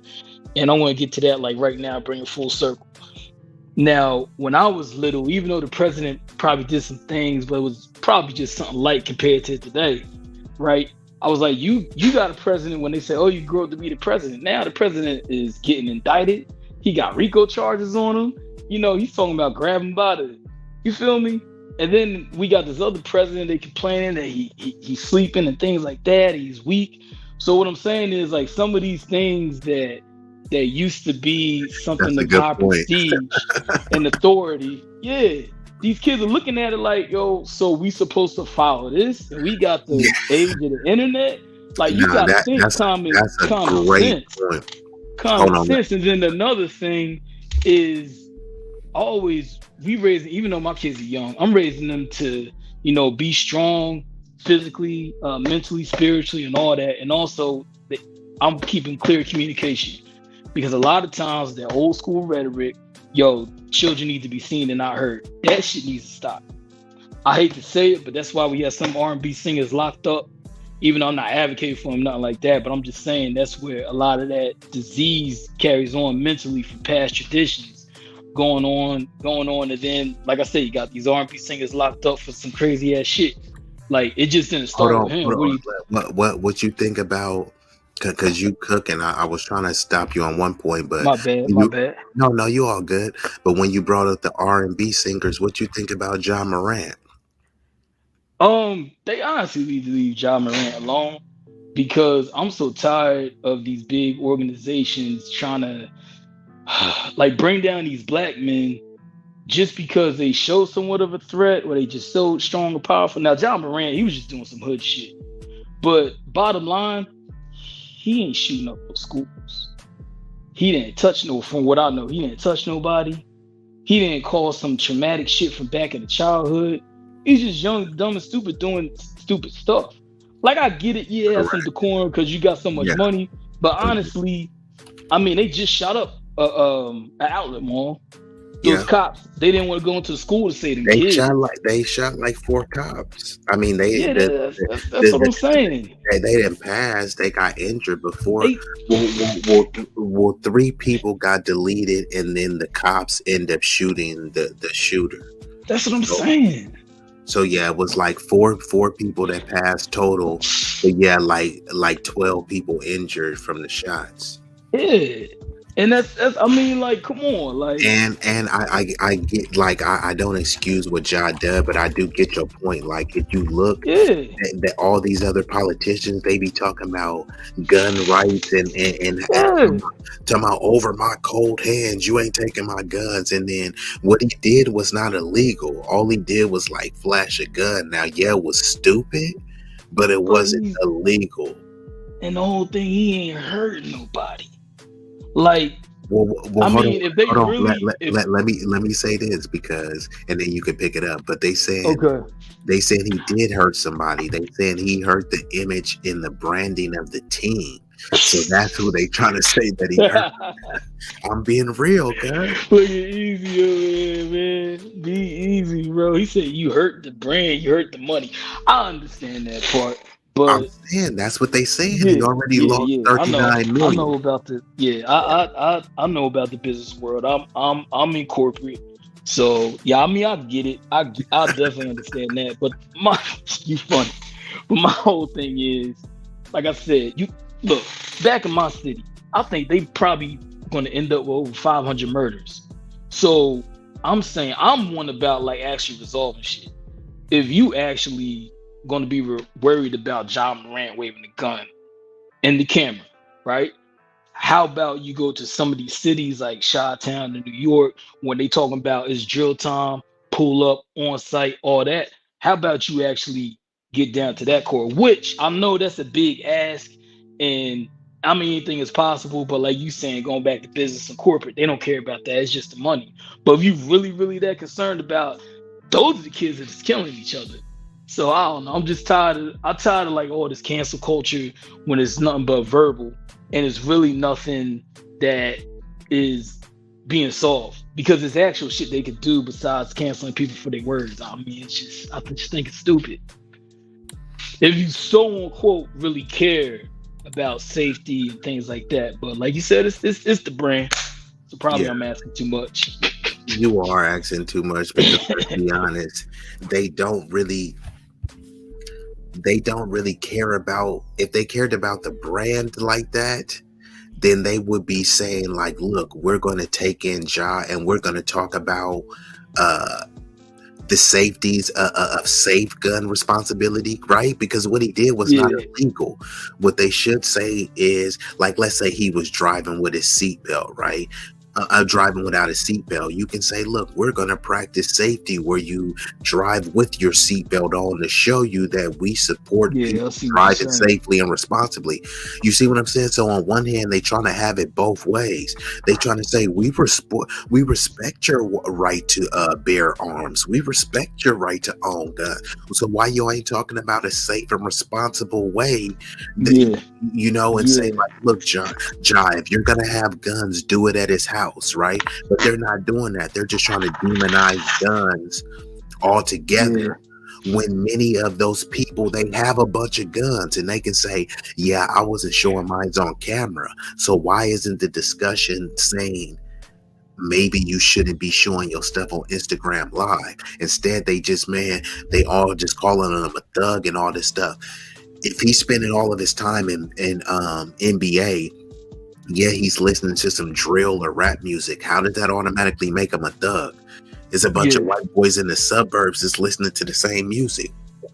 A lot of them have more guns than Ja, but because they did, they listen to the same music as Ja. They have a bunch of tattoos. They have more guns than Ja, but because they didn't show it on Instagram Live, we can't call them thugs. Name one thuggish thing that Ja has done. Just portraying the image, you know. That's what I'm saying. Side note, I didn't want to cut you off, but before no, you good. Side note, on Fox News, I forgot what one of those commentators is the shooter from them riots, and he won the case, and it was a white boy. Kyle Rittenhouse. Yeah, so now think like what you was talking about with John. He bodied like two people. He bodied actual people. Like literally bodied them. But they gave him a job, and I said, man, I'm feeling some type. Yeah. Sorry, world. Whoever listening, I'm on high energy. I'm feeling some type of way because I'm just gonna be honest. Because if you know anybody from my area, we raw and honest. My little cousin's going to college, and he's in that Gen Z, and it's just like I see, like I could have been on some bullshit, and I'm like, yo, let's just put something in the air and just talk about some bullshit. But I put him on game on everything. I gave him my number. I even gave him like my lawyer contact and all that, because I was like, yo, this is what I'm gonna do. If you ever get caught up in a situation, or you do this, that, and the third, I even said like, hey, if you out there partying and you with your friends, just do this and do certain things and make sure you have people around you. So, that's why I'm probably kind of hyped, because I'm just trying to make sure he lives his life as a youth, but he does it better, obviously, than us. And I think that's probably why I jumped up here on this live, because it's, I get it. Sometimes they're disrespectful, but we got to reach out to them. We got to feel more accountable as the elder statesmen. I totally agree with that. I mean, that's why I feel, because I know my generation, I know I'm a little younger than y'all, but my generation, that's when all the rappers was on X pills and all that, and just, it was building up. The guns, 50 had the videos with it was building up. It was really building up. It definitely was building more up. rappers are getting shot. And now it's like, we look at it, some people look at it as disgust, like, yo, this is some bullshit. But I'm like, yo, y'all started this. Correct. Y'all started this. And start listening to your kids. Yeah, it's like you planted it, and then now it grown into a full-blown tree. Yeah. And you're like, damn, look at the tree. I'm like, bro, you the one who literally planted the tree. Yeah. Now the roots didn't settle in, and the tree is humongous, and now you want to trip off it. And a lot of people have promoted this behavior too, because let's say that I'm just a studio gangster, right? And I talk about pulling up on the ops, and I never pull up on the ops, and then they be like, oh man, you ain't really about that. So now you're trying to encourage me to go live out my raps, which means I would have to go really body someone. Yeah. And then hypothetically, if I did that, you ain't gonna be putting no money on my books. You ain't gonna be writing me no letters. You ain't gonna do Nope. nothing for me. So I'm gonna go body somebody just so I get the title of being a real one. And then as soon as I do that, no one else cares about me. You looking for the new next goofy youngster to do the same thing, and it's just a rinse cycle repeat, bruh. And cats to be on the block like, man, I ain't working no square job. I ain't working no job for $20 or $15 an hour, and then you go in the pen and you working for 15 cents. Toxic. Tested. And you know what? I can't say nothing because you absolutely right, and that's some toxic ass shit. It really is, bro. We both come from the mud, bro. So we know what it's like. So just because we come from it, we can't try to act like we haven't seen this or been a product of it. Yeah, like for real. And all you OGs out there saying these kids ain't tough, will you look up and see what they doing? Because tough or not, whatever they came from, they out here on like full drill season right now. That's all I'm saying. Yeah. Like, no, they on green light. Like, yeah, they're like, oh no, they not tough. They don't uphold the code. Who cares? They shoot. Yeah, they don't care. And that's the thing too. So I try to tell cats this all the time. Well, cats be like, man, fight like a man. I'm like, bruh, this ain't the 60s, 50s anymore. It ain't no fight like a man. It's pull out the Draco, pull out the Glizzy, pull out that Blicky. It's like, and look, and then and they got switches. Switch, bro. Watch out. Bruh, I seen a dude that was like literally, bro, chiseled, looked like the greatest fighter ever. And he rolling around with sticks. I'm talking about people who is actually trained to fight ain't even fighting. I'm keeping it real, bruh. And then this is another thing. Cats be in that gym too. Man, I bench press 400 pounds, but I'm telling you, what I'm toting will bench press you. You feel me? So that's what I'm trying to say. So it's like no one is promoting or advocating for that. But when we're in the concrete jungle, the land of the savages, people are going to do and be equipped with whatever they believe is necessary to secure their survival. Man, that's all. I mean, I don't know your personal life, but I feel like you got some little homies, or children, nephews, or little cousins that you kind of look out for. So please, I hope more of us do this, because man, you're right. Cause I had to do it, bro. Even it's a struggle right now. It's a struggle right now with my nephews. My nephews want to think what you feel me? My nephews want to be on the John Morant drill music, all this stuff. And I'm like, look, cuz I'm not anti-gun, bro. I'm just as pro-gun as all these other cats. But what I'm talking about is responsible gun ownership and handling. Just like if I say, hey, bro, you want to sip some tequila and Henny? Yes, you should be doing it responsibly. I'm not going to advocate for you sipping some Henny and then go doing some donuts around the block, just as well as I'm not going to advocate for you going to rob a bank. But if you want to get some firearms in the legal way, you know, and go down to the firing range, you should. Everyone should be advocating for that. You feel me? So that when something hits the fan, you don't have to try to rely on a Menace to Society movie and you trying to turn the strap sideways. You know John Morant don't play with guns, because every time John Morant got the gun, he holding it down looking goofy. I'm like, yeah, we know that you don't really have firearms, and that's cool. This should be a teaching moment for us to learn. This is not to learn about firearms so you can be extra hard, because toting a gun don't make you hard. It has to be in you, not on you.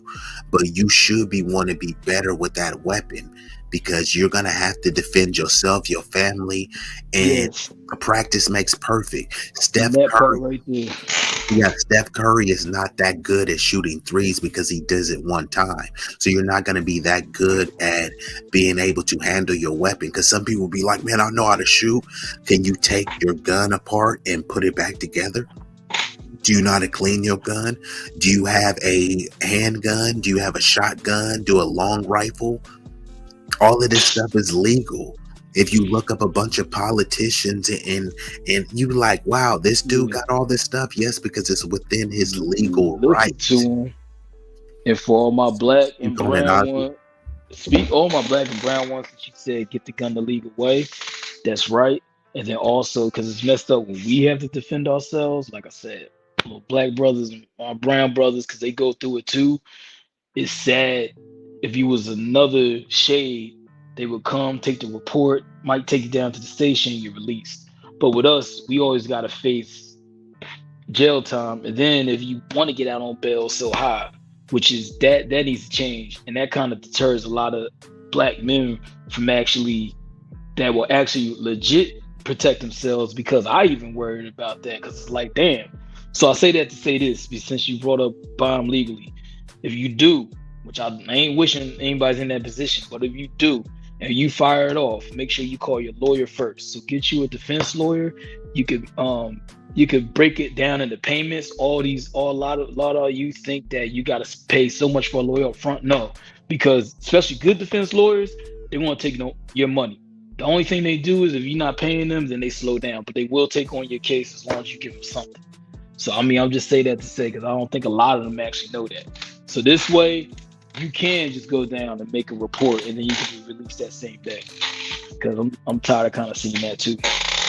Yeah, I'm definitely tired of trying to see that. And then also, if you plan like fake thug, look, bro, I would never tell someone to not have some sort of protection for themselves. But let's be honest, the majority of you cats don't got ops, bro. So you riding around with fully loaded choppers, and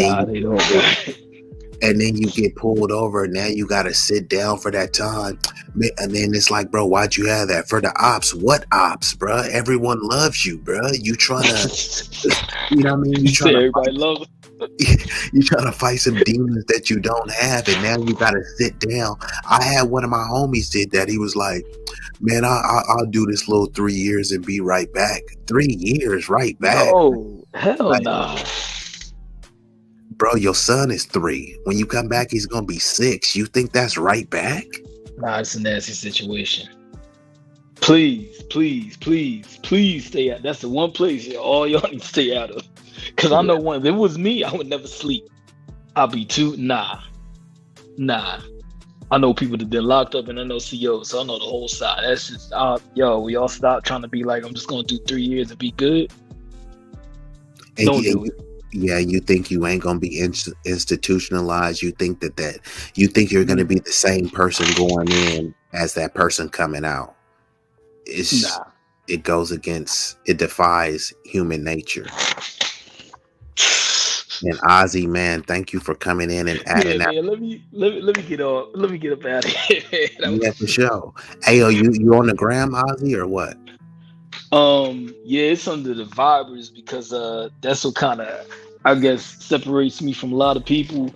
All my social media stuff. Incognito, huh? Yeah, all my social media is on. You could either drop. Yeah, that's what I'm saying. Yeah, just drop it in the back chat. Yeah, if I get at you, it's on some business stuff, not to talk about Fortnite. Oh, no. You good. I'm just saying that because people should be so wrapped up in social media sometimes. Like, I understand. And not you, and a lot of people that come on this panel's got substance. But it's crazy because I looked at it the other day. I was like, yeah, it's always business related. But this is my real face. Y'all done seen me cam up. Like, I really actually go by that nickname. People know me by that. So I think it's because you can find actual good content like this on YouTube right now until they shut it down. Exactly. And see that, and that's why we got to be building on and off YouTube. Sometimes people kind of drop the ball. Like let's say we was working with the, you feel me, like my boys in Philly say. Let's say we was working with the young bulls or the young Johns, the young bulls out there in Philly. The young Johns. Yeah, right. And then all of a sudden they shut us down, and now we have no way to reach each other. You feel me? We gotta have different outlets where I'm like, damn, Ozzy need a lawyer, but I can't reach out to him because I only had his information through YouTube. Because what I'm talking about, like, it'd be cool for the panel discussion. Like, I like to have panel discussion, but when I'm talking about building transcends, a lot of these cats just like to babble online. But what we building is I'm about action. Correct, bruh. So we all got to help each other out and look out for each other. And I like what you were saying about the lawyer. I just had a meeting with my boys and said, like, look, we need to be pushing more of our youth to be lawyers. And the lawyers that we do have, we need to have some sort of like infrastructure to where and utilize them. Correct. Yeah. So that way that like you won't have to pay an arm and a leg, but you still will have quality legal representation, on demand. Yeah, because we don't need no more Meek Mills. Because that exactly. He's not the only one. It's a million. But all right, let me just say this one last comment. Yeah, go ahead. You know what? Talk to these kids. Don't be scared of them, because you know what? They was all like a lot of people watch the show Kanan. They was once little kids. I didn't see, because over my lifetime, I didn't see people like how they was just the regular kid on the block, and then they turn into a savage later. So guess what? That's why a lot they don't scare me, because you can actually talk to them. Where they come from.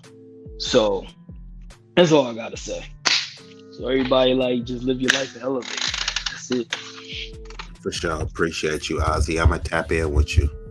All right, man. All right, brother. Peace.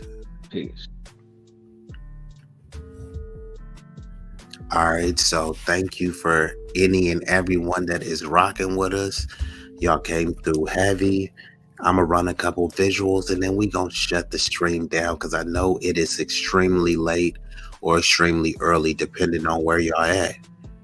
So let me hit y'all with this first. Are you not entertained?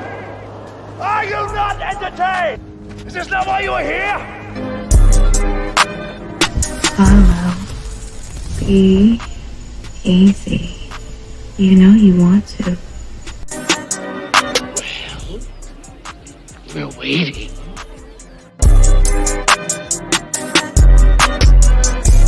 You are now tuned in to another installment of Easily Rigged. B-Eazy Dat Dude, Big Rig Slaps in the building.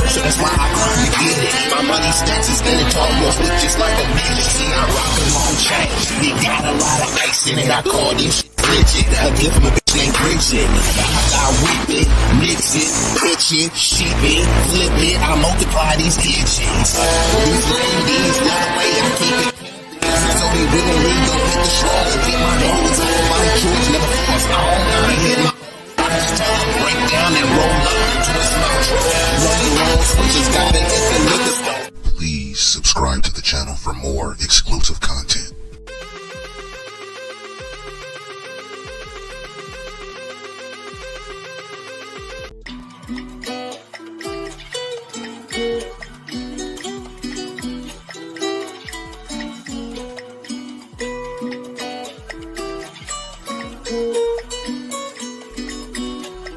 Easily rigged is the best thing smoking.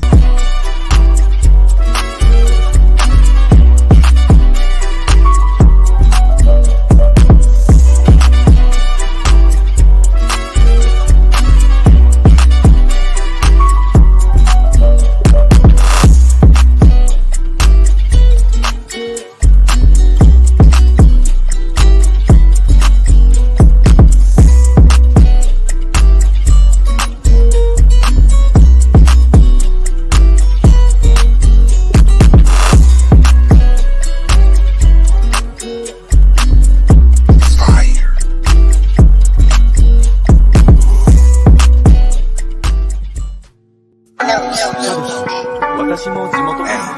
と言っても、です。もう友達できたの？うん。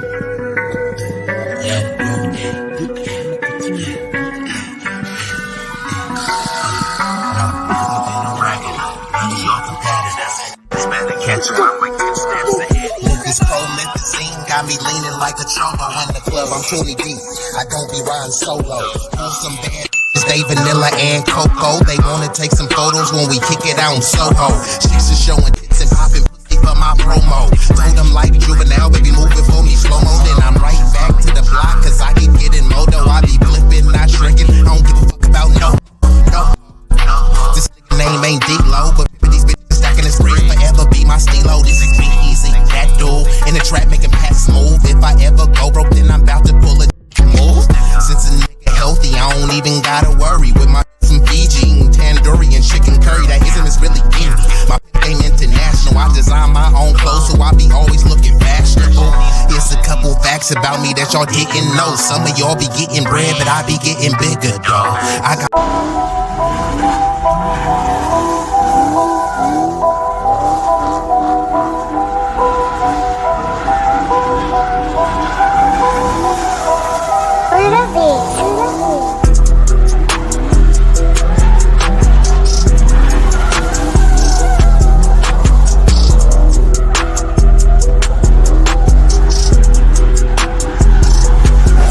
You are now tuned into another installment of Easily Rigged.